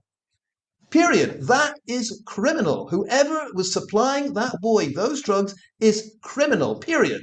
So we don't have to go anywhere any further than that. What was in his system was supplied illegally, criminally. It should be investigated. End off. Don't need to go further than that, Kaz Alice. Yeah. So, Kaz was speaking. Kaz and Lola are speaking about evidence as well, but so are we speaking about evidence of. We want the full evidence to show that he actually had the accident, and they're wanting evidence that we see what we see as suspicious. So it's a bit of a vicious circle, really. Kaz, I don't know. Lola can't come up. I don't know whether you wanted to come up. Perhaps it's okay for you in the comments. It is hard, isn't it, where you're not controlling your own live. But Lola has agreed that when she controls her own live on TikTok, Duncan can come over. Did you want to come up, Kaz, at all and speak? It is difficult for me to keep up with the chat. Did you want to at all? I can put the link in the chat for you if you want, Kaz.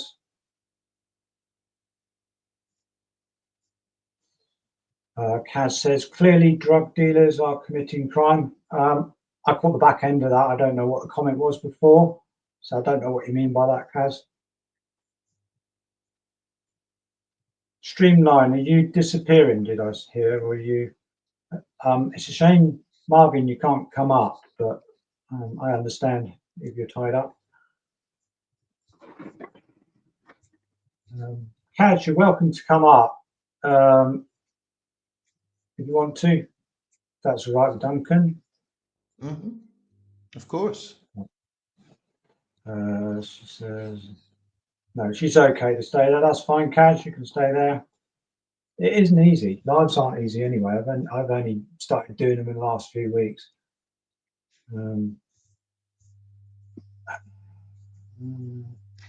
If I can just address this point of, I think Lola's raising the point that all of the evidence, all of the data, all of the reports that were presented in the inquest, is that not evidence? That is evidence, but it's not the evidence that is connected with any crime. Of course, the coroner's inquest is nothing to do with crime. So if you're saying, well, DCI Higson looked at the phones, that's evidence. Yes, that's evidence of the activity on Jay's phone. But DCI Higson was not charged with to examine evidence that could be connected with a crime. Now, if DCI Higson was given that job, look through Jay's phone, and anything you see in there that could be connected with a crime, you then report in the inquest, that would be completely different. You bet DCI Higson could present a whole mountain of evidence that would be evidence of a crime. But that is not what the inquest is all about. It is solely focused on cause of death. So DCI Higson was never asked to bring forward any evidence of a crime. So she didn't. Yep. Now I'm talking about the inquest. I'm kind of in between the chat, so I'm not picking up all the chat. So the inquest was public, so we are allowed to ask questions. It was a public inquest. I don't know whether we found it quite strange that we couldn't go to the inquest as such because something happened with all the tickets, and somebody was actually going to give me a ticket. And what harm would I do when I was at the inquest? What harm would I do? Like none. And somebody said they couldn't give you the ticket as Aldon because they weren't interchangeable. Just found that strange that they weren't interchangeable. It's like, did they have all our names or something? And they were going, no, we don't want him, we don't want him, we don't want her. Did anyone go to the inquest, by the way? There were 40 tickets, I believe. Some of them were for the press. Did anyone go to the inquest in the chat at all? Not outside, I mean, in the actual inquest. And what was it like? Did Lola, did you go at all? I know Luggy went outside. Did Luggy go in? I don't know. Luggy, if you're around, you can come up if you want to. I'm sure you'll come up, Luggy. That's Luggy, a very just good come up one question while because we never Sorry, found carry on. out, Al, who exactly in any group, accident group, foul play group, stuck in the middle there, we never found out who was actually inside there. I think when Luggy says he attended, I think Luggy means he was outside the courtroom. I believe Kaz Alice was inside. Lola, I don't know, but I believe Kaz Alice was inside. And to this day, I've never found out how Kaz Alice was the first to jump on the whole ticketing thing. Because, like you, Al, I was told that you and I, if we wanted, had a ticket available. But it was later on that it was discovered that those tickets are not transferable.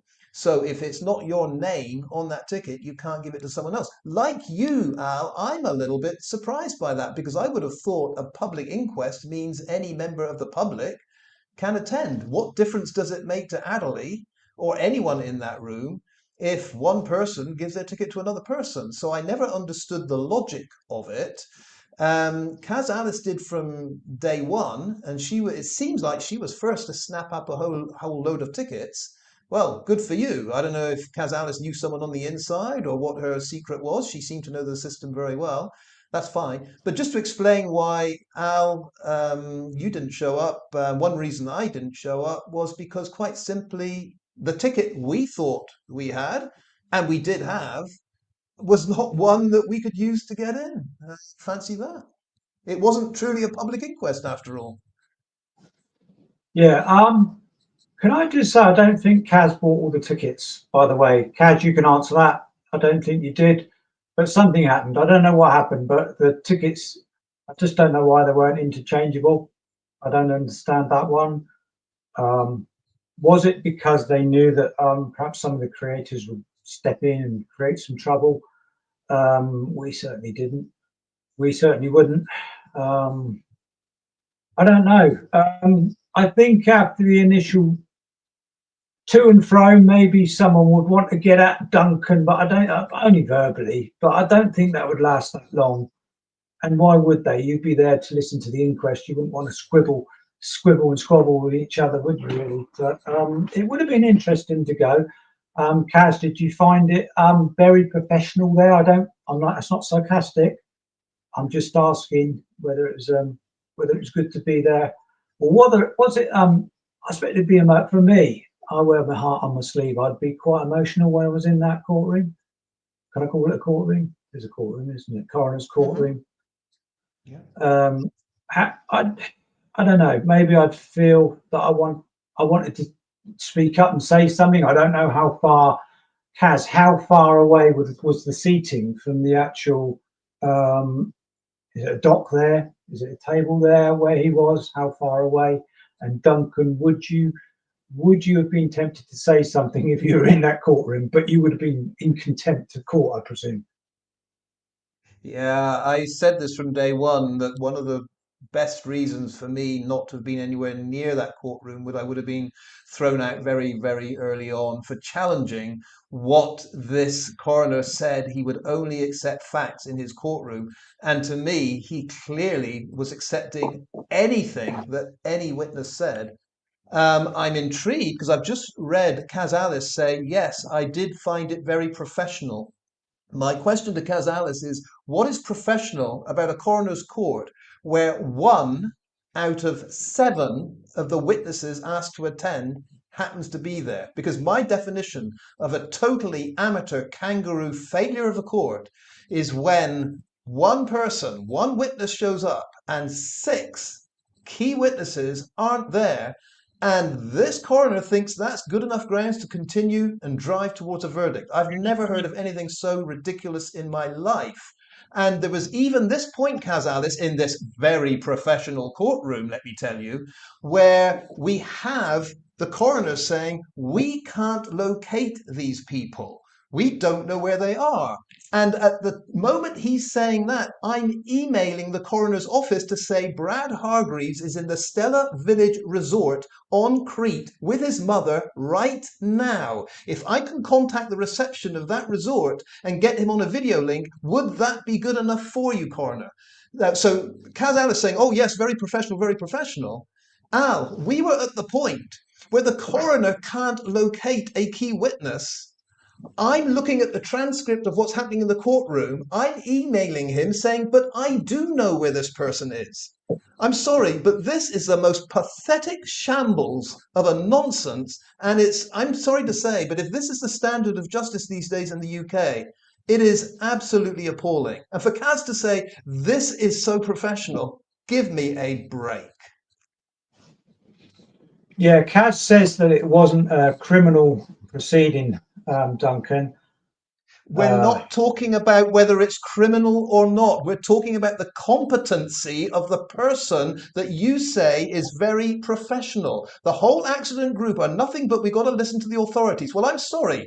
I'm not listening to an authority that it is his job to get the witnesses in there. Whether it's criminal or whether it's coronial, it doesn't matter. His job is to get the right verdict. He can only get the right verdict with the witnesses present. If he can't get the witnesses present, he has failed. End of. So anyone, Kaz Alice, that's saying this was professional, you have no idea what professional is. Professionals don't show up at work and say, I've got 1 out of 7. Aren't you all impressed? No, we're not. yeah, I think it's a matter of opinion whether you think it's professional or not. I didn't think it was personally professional because they didn't look at anything. They didn't look at anything at all, and they took what witnesses were there in the second inquest, can I call it, or the inquest number 2, or the part 2. They took as gospel whatever the witnesses said. So I don't understand the point of it all, really, because you could ask me a question and I could just lie and then you would take it as gospel. I thought the idea was to look at it. If you do see, if Adley saw anything suspicious, I thought that he was then going to pass on to DCI Hickson, who was actually there. I don't know why she didn't see that, didn't look into it further and didn't see anything suspicious. And then I thought it was going to be passed on to open it up as a police investigation. That was my opinion. That's why, in my view, I didn't think it was fully professional in that way. I thought they ended it too soon. And I think, personally, I think Warren felt the same way, but I accepted it in the same way as Warren accepted it and thought, that's it now. I'm exhausted. I've had enough. That's it. But personally, if I was Adley or Chris Long, it's a shame Chris Long didn't step in, I would have said, let's have a police investigation. Let's cut out all this nonsense and all the lies that will come in, all the contradictions. Brandon said that he didn't even know Ahab in the Mark Williams Thomas interview. And we've all been through this over and over. The foul play group have been over this. He said that he didn't know Ahab. Brandon said he didn't know Ahab, but he did. And Lucy was like, was reluctant to say who people were. And she was, I'm in an R, I'm a bit flummoxed. I'm sorry, Lucy. But there was something that was being hidden. Now, it said that some of them were dealing. Brandon and his brother, I would say 99% sure you were dealing. Okay. Mark Williams Thomas said that Ahab was dealing. He thinks that he still is. Okay, so what I wanted to know personally was the dealing having crossovers with what scared Jay or supposedly scared Jay, and what was there anything there that happened?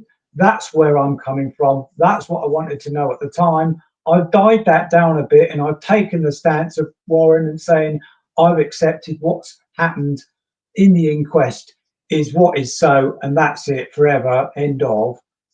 That's where I'm coming from. And I'm sorry, that's probably one of the few times you've seen me a little bit irate, Duncan. Sorry about that. That's how I feel. We can't First have bit of both of us passion I've being shown for a irate. while.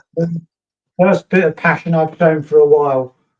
Apart from in the bedroom, that's another matter. Sorry, I didn't mean that.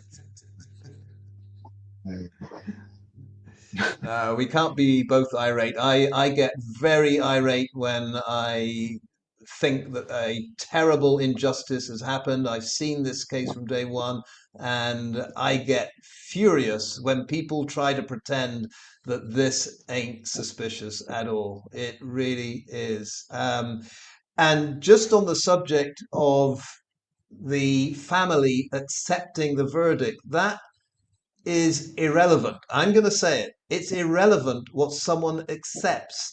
If the family are happy with the verdict and the coroner's happy with the verdict, it doesn't mean the verdict is right. We can all agree on things. It doesn't mean we're agreeing on something that is true or honest. And statement of the obvious, the one voice we don't have in that court or anywhere is Jay's voice. He's the one that's dead. And so I'm sorry, Warren can go out there and say, well, now that I've accepted it was an accident, although I didn't before, could you all please now shut up? No, Warren, no, Debbie, we don't shut up because we feel the most horrendous injustice has happened and the same thing will happen again. So I do, Al, I get very worked up about this because I don't think people grasp that whatever Debbie, Warren, or the coroner do or say has any relevance to the actual justice of it. Do you see what I'm saying? That you can have a band of people that all agree on something, but it doesn't mean what they're agreeing on is right.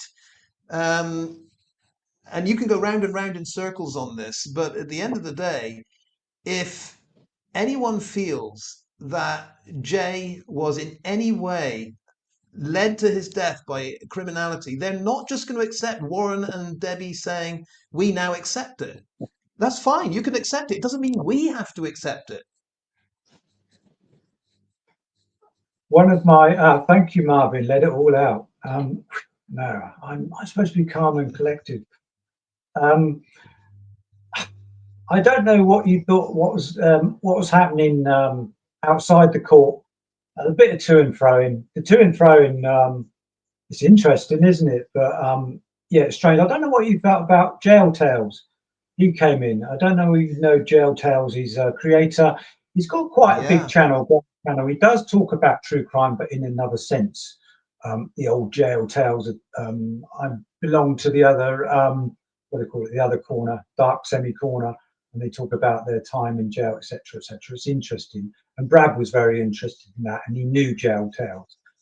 It's interesting. He tried to do a little interview with him, but Rachel stopped him. If you're out there, Rachel, be nice to hear from Rachel, but there we go. But yeah, there's to and fro. And I personally wouldn't have filmed outside the court.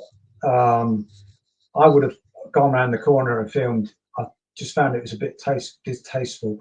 That's where I differ a little bit from yourself and others. I don't hold the family responsible in any way, but there is a certain responsibility. But I do back off. If Warren said to me, "Al, what are you doing, mate? Don't carry it on." I'd listen to him, but I do understand the other side of things and where you're coming from.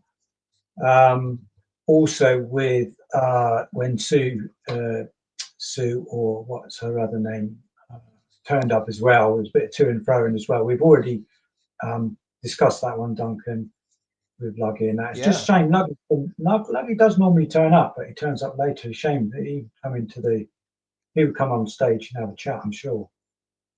But yeah, I don't know what was going on. What do you feel about what was going on outside the court, Duncan? Yeah, I felt very, very sorry for Ali Harris to put up with Sluggy and his confrontational manner there. It's just wishful thinking. You would have liked Sluggy to have gone up and said, I know we have our differences, Ali, but at the end of the day, let's hope the inquest gets some resolution. He could have said something nice. He could have said something that tried to bridge the gap there. Of course, Ivor's not that kind of person, so he went in all guns blazing. And I thought Ali Harris handled him very, very well. It was diffused. Could have gotten nasty if, I don't know, Ali or someone else had been there. If there'd been two or three people confronting each other. It was one of the reasons why, in the end, I really did not want to go, because I could see that with, tempers flaring, I think it could have got out of hand. I don't discount, Al, that if these people, the likes of Ivor Lovelace, Chris Pennington, if they are covering up some crime, you can't discount that they may well be tempted to do something to anyone that is trying to uncover the crime. You've got to be very, very aware in this day and age that people are out to get you physically. So, it was good that it all passed off without any physical confrontation, although it nearly did get physical. But I think Jail Tales, when that warden was trying to say you can't film here, and Jail Tales was saying, well, it's public property. I think I can film here. I thought that nearly ended up with a punch being thrown, I thought. And I didn't really understand why that wasn't allowed. Again, this is, to me, it's bloody hypocritical. We've got Candor Productions. How are they allowed inside to film? But Jail Tales is told outside you can't film anything. Where's the legislation that says that? Did that feel off to you, or does that make sense that one group can and one person can't film? Yeah, firstly, it's a shame Jail Tales didn't even know Brad's name at first. He said, "What's your name? What's your name, Brad?" Because I think Jail Tales comes from that area as well, based on Yeah. his accent. Yeah, there was a to and fro with the security. It was a bit heavy on that, but he had his own agenda. So he was told to keep out possible people, horrible, nasty people like us, like me, coming in filming.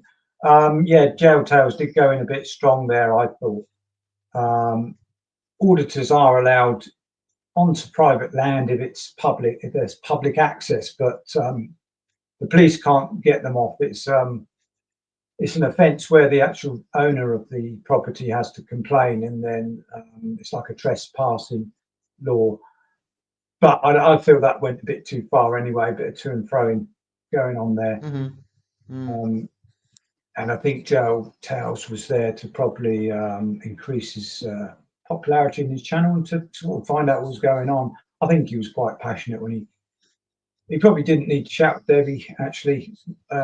Why you don't want publicity, but you're having a documentary. Probably a valid point. Yeah, it was all a bit messy outside. I think perhaps if they freed up more tickets to the people that want them, there must have been empty seats there. Maybe there wouldn't have been a bit of argy-bargy outside. People would go in and sit quietly. But I don't know. It was a bit of a mess out there. What did Lola say there? Yeah, people were moaning about Luggy. Jail Tales threatening to break the old man's arm, threatening to break the security guy's arm. Yeah, Lucky, to be fair, he did ask only 2 questions to Sue when he went in on her, but yeah, it's the way he comes across, the way he said it. That's how you go about things, Luggy.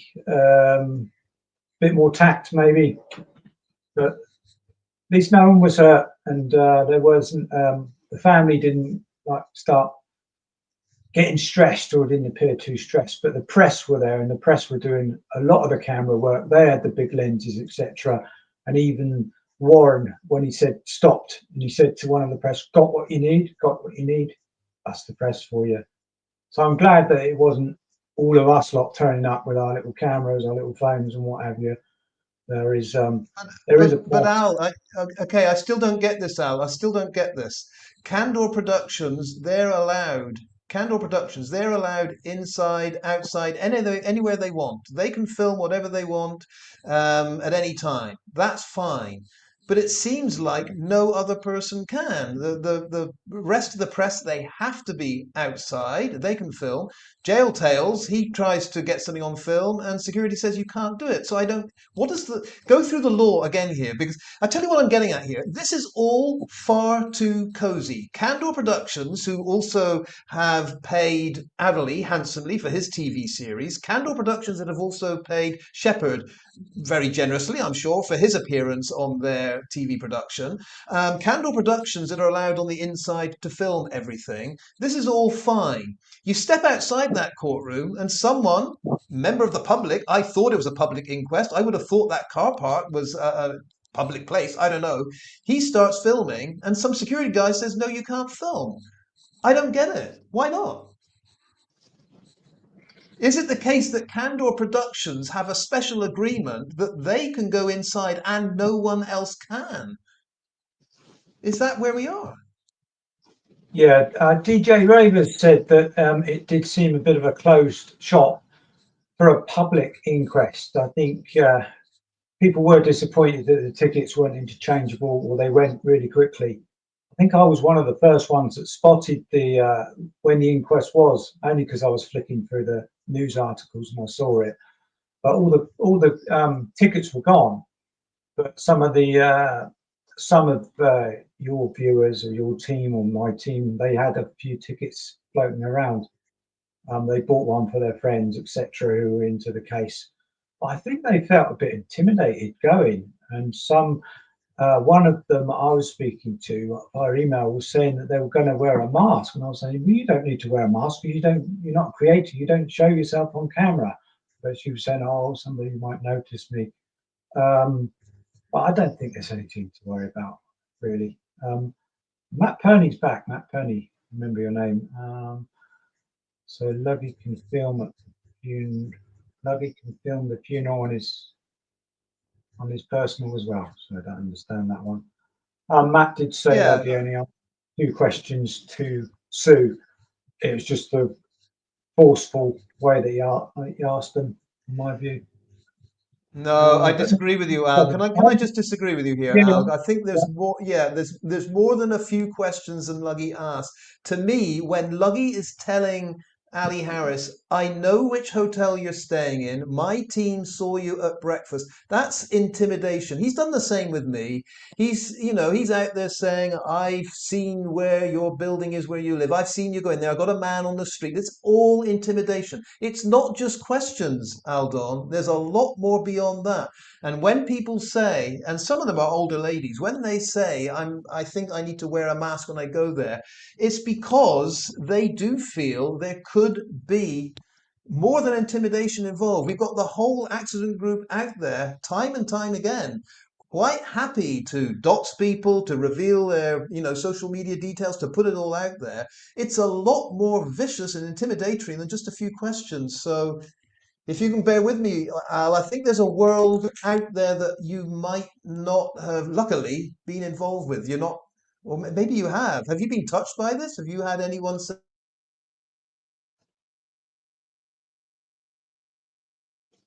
No, not really. It doesn't bother me anyway, to be honest. I'm quite easy to find. I could be followed and run over on my bike anywhere, really. So my face is always out there being shown, especially if I went to the inquest. Kaz does say it was a public gallery and I was welcome to book a ticket. No, I did ask, I did inquire, and I got an email back saying the tickets weren't interchangeable because someone else was going to give up their ticket, they couldn't go. So somebody was in the inquest, said, "Oh, you can have my friend's ticket. She can't go." And I inquired via email to whoever it was. I presume it was the secretary, but I don't know who she was. And she come back with a definite no, they're not interchangeable. But whether I was wrong, whether they were wrong in telling me that, I don't know. But I could not get in. That's why I went somewhere else on the day, close to that way. But there we go. So I couldn't have got in. Would I have been welcome in anyway? Would someone with family recognise my face and say, "What's he doing here, idiot?" Yeah, yeah. I don't know. The suspicions are rife, but without evidence. Sorry, I've just had to put the chat. Yeah, without evidence, suspicions are there from different people. I don't know what they're dealing or what they're worried about. I don't know, but the suspicions are there. But I don't know because I wasn't there. I can't say for sure.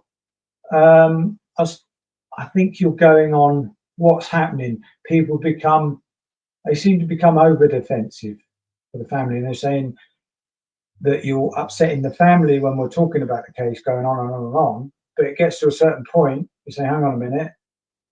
It goes beyond that, and I think you're picking up on the suspicions of what have they got to hide. Don't know. What we'll probably never know, Duncan. I don't know.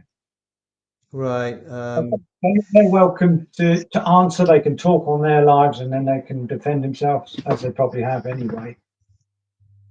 Yeah.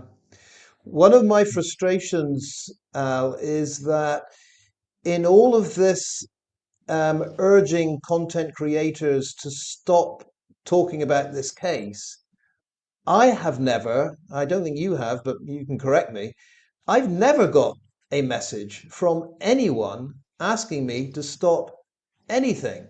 Not from Debbie, not from Warren, not from Zach, not from anyone connected with this case. I've never received a message. And my email's out there. It's, you click on the YouTube page and you see. I've never received anything saying, please stop doing this, ever. And this is now, what is it, 16 months onto it. So I'm a little bit confused by the constant drumming now of please stop talking about this. I don't know. If you haven't got the decency to write me just a line or two asking me personally to stop doing this, then I can't be bothered. And again, I think there's something suspicious about it. It's like, are you afraid that if you start talking to me directly or any content creator directly, that you're going to expose yourself for being somewhat hypocritical here? But I don't know. Have you received anything from anyone connected to the case at all, Al? In what way? How do you mean? Have you received an Received? email from, I don't know, Chris, Luggy, Debbie, Zach, Warren, an email saying, please stop talking about this? Not that I know of. I've had emails, but I know Luggy doesn't use different accounts or different names. He uses Lord Lugworm because he told me on one of my comments once that he doesn't use other accounts. So he can be commended for doing that, for being himself. And he does talk on the lives as he did with EP Live. He does come up and talk. But nobody's messaged me to say that. Only what Debbie's put out recently with Camilla, who, as we know, didn't have a clue. She just watched the documentary and she was saying those trolls, just calling us trolls. I think she did add in there, it's deciphering the good trolls and the bad trolls. I'll have to find that somewhere where she did say that, perhaps. But yeah, she didn't have a clue right from kickoff, really, what was going on. But I do listen to what Debbie says, and I do listen to what Warren says, especially Warren. I don't know why I treat Warren a bit different because he's more suspicious. Because when he mentioned about the truth drug and the lie detectors that he was going to put some people on, and some people said to me, "Well, that was ages ago, Al. That's how he felt at that time." But I don't know. Be interesting to hear from Warren again, perhaps. But it's got to be light-hearted. They've got to be spoken to in a different way, in a sort of a light way. You can't roller coaster on in there. But we had all this before about people paying into the GoFundMe. I paid a very small amount into the GoFundMe, and then you're thinking you're involved in a certain way. And I suppose you are in some ways, aren't you? Don't know. Do you think, Al, can I ask you this, Aldon? Do you think that Debbie, Warren, Zach, do they think that there are two separate groups here? That the people that donated to the GoFundMe and have wished them all the best and are 100% on their side are completely different people from those that follow the content creators that are, foul play group? Do they not understand that in many cases, it's one and the same, that people originally were happy to donate to the GoFundMe and were fully on board with what Debbie was saying and Warren was saying. But over time, those very same people are now very, very disappointed in what they hear from Debbie and Warren. What do you think, Al? Have they figured out, have the Duncan Slater family figured out that it's not two separate groups, that all too often it's the same people that have, over time, changed their mind somewhat? It's difficult for me, a wet wipe, an over nice guy, to answer that sort of thing, because I can't put myself in that sort of position. They probably do know. I think they're a bit exhausted of it. They probably do know that they're saying certain things where we're taking it in a way that we're a load of trolls. So we're getting offended by it, and that's the trouble. That's the trouble with the different groups and the different theories. When somebody says something, somebody else is getting offended by it, and then there's a big to and fro. So if somebody says something to me, it's an insult. I try to not go back at them. I could do, but I try not to, because then it elevates into something else. You can't have a proper debate. You can't have a conversation and That's what we're worried about. But I mean, I did stop. I did stop when Warren said, I accept what's happened at the inquest. I did stop. And yeah, I just, I just pop out because something new pops up, like a documentary pops up. If it went quiet, I wouldn't say anything, but it pops up. And it seems to be from the family that it pops up from. And I'm thinking, if you don't want the publicity, we're only reacting to that interview that you had with Camilla. We didn't have, I wouldn't have said anything, but it popped up. And then I made a video about it. I thought it was all over. And then you think it's all over, and then it's not all over. But I don't know. I don't know. Maybe it's stopped now. Maybe the family have stopped doing documentaries now, and I'll have to accept from the family, from Debbie, that I'm a troll. But I'm not a troll. I'm not a troll. I'm just looking at all the suspicions. I'm thinking, yeah, as you do, that it might be an accident. I want full evidence of whether it is an accident, and I want all the suspicious questions answered. But I'm not going into it because there's enough good creators out there going into it. And some of the creators, believe it or not, like the Accident and Foul Play group, some of the creators don't agree, as you know, Duncan, and some of the creators don't get on with each other. Some people don't like me. They don't get on with an idiot with a gun intro, etc. They don't like that. We keep quiet about it, keep respectful about it. But at the end of the day, we're online, we're true crime, and we're asking questions. Is that so bad? Yeah. You're a much more generous man than me. I just don't take kindly to someone that says, here's my documentary, here's my son interview, here's my blah, blah, blah. Oh, and now that I've finished speaking, could you all shut up and leave the case alone? Um, that isn't real life. I'm sorry. If she wants to go out there and start talking, then that's fine. If Debbie doesn't want us to say anything, that's not fine. So that's where I am on that. I think what I do, if it's all right for you, Duncan, there's going to be other lives from other creators that you're going to be on. Yeah. I'm looking forward to you having a debate with Lola, perhaps Kaz as well on her platform, or however. I don't know if you can do that technically, Duncan, or somebody can sort that out.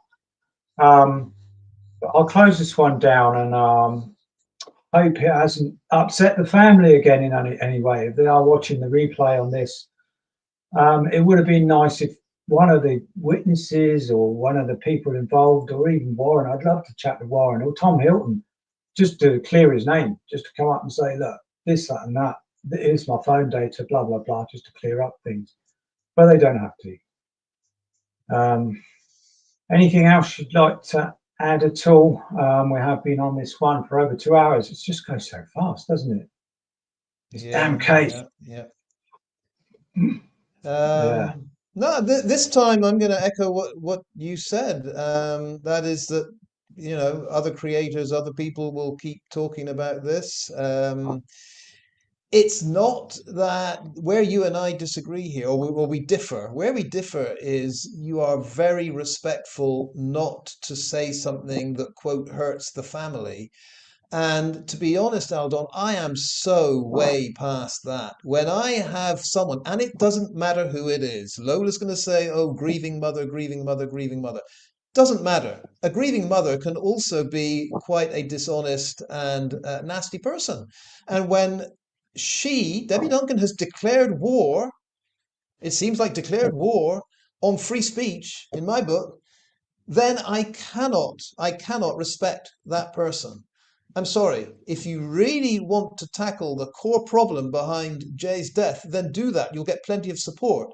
But when you turn on content creators, armchair detectives, commenters, followers, people that in general just want to get to the truth, and your whole idea is to shut them up, that's it. All the respect has gone. And I'm at the point, Aldon, I'll say it. I really don't care what they feel anymore. Had they done the right thing and just said, we will do whatever we can to find out what happened to Jay, they would have had total support across the board. But as it turns out, and I think Chris Pennington and Ivor Lovelace got into their ears in Tenerife, that little powwow they had in June, I just believe that from that point on, Debbie and Warren were all about shutting up the people that still want to talk about Jay. It ain't going to happen. You're going to be very polite about it, Aldon, and every now and then you will talk about it.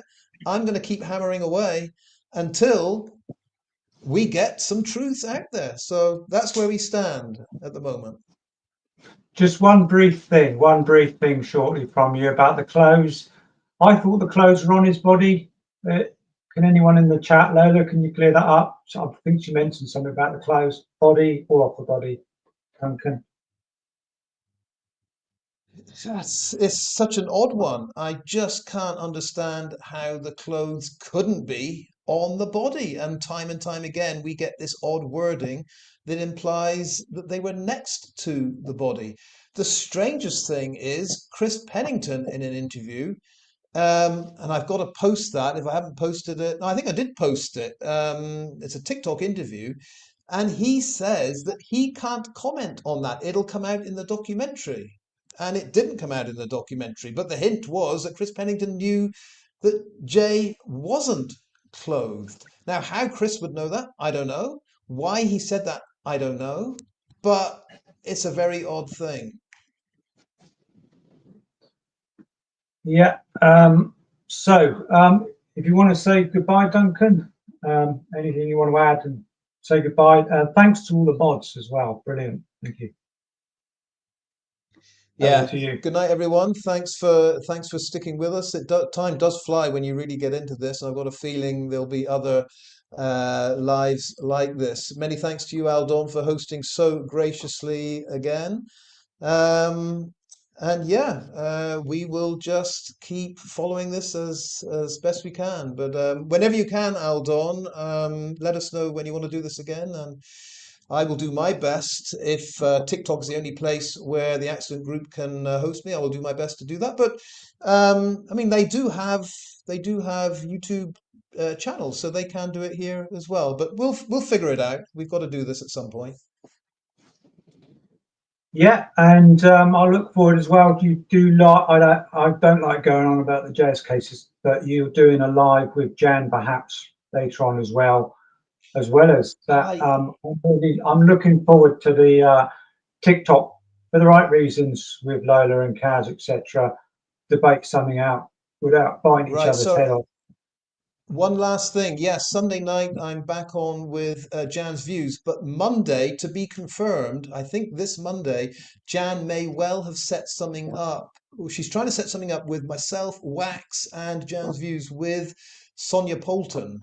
So that would be big news, but I'll let Jan confirm that, but that's what we're working on. So look out for that. If we can get on Sonia Poulton's podcast, it'll be a big step forward for us getting the Armchair Detectives views out there for once.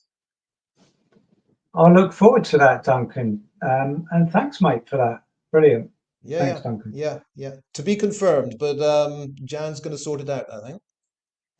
Brilliant.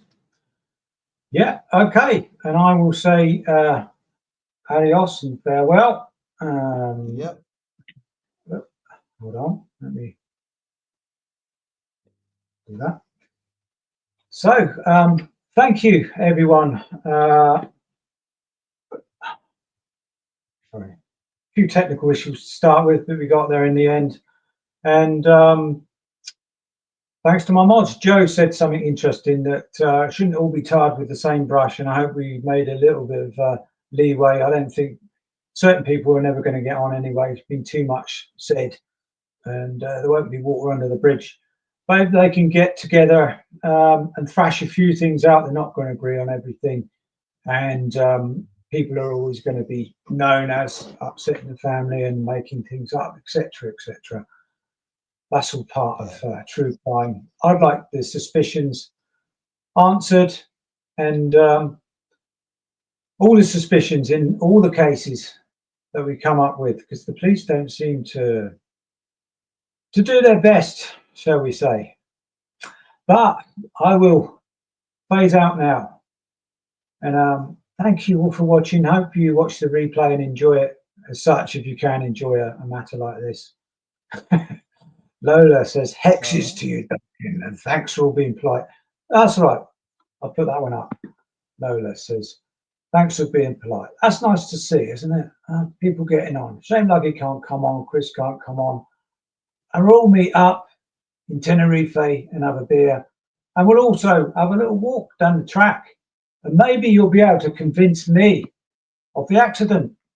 Maybe the family can come over and we'll all have a beer and a nice meal or something. Ahab, night Ahab. There's not Ahab here. Hello Ahab.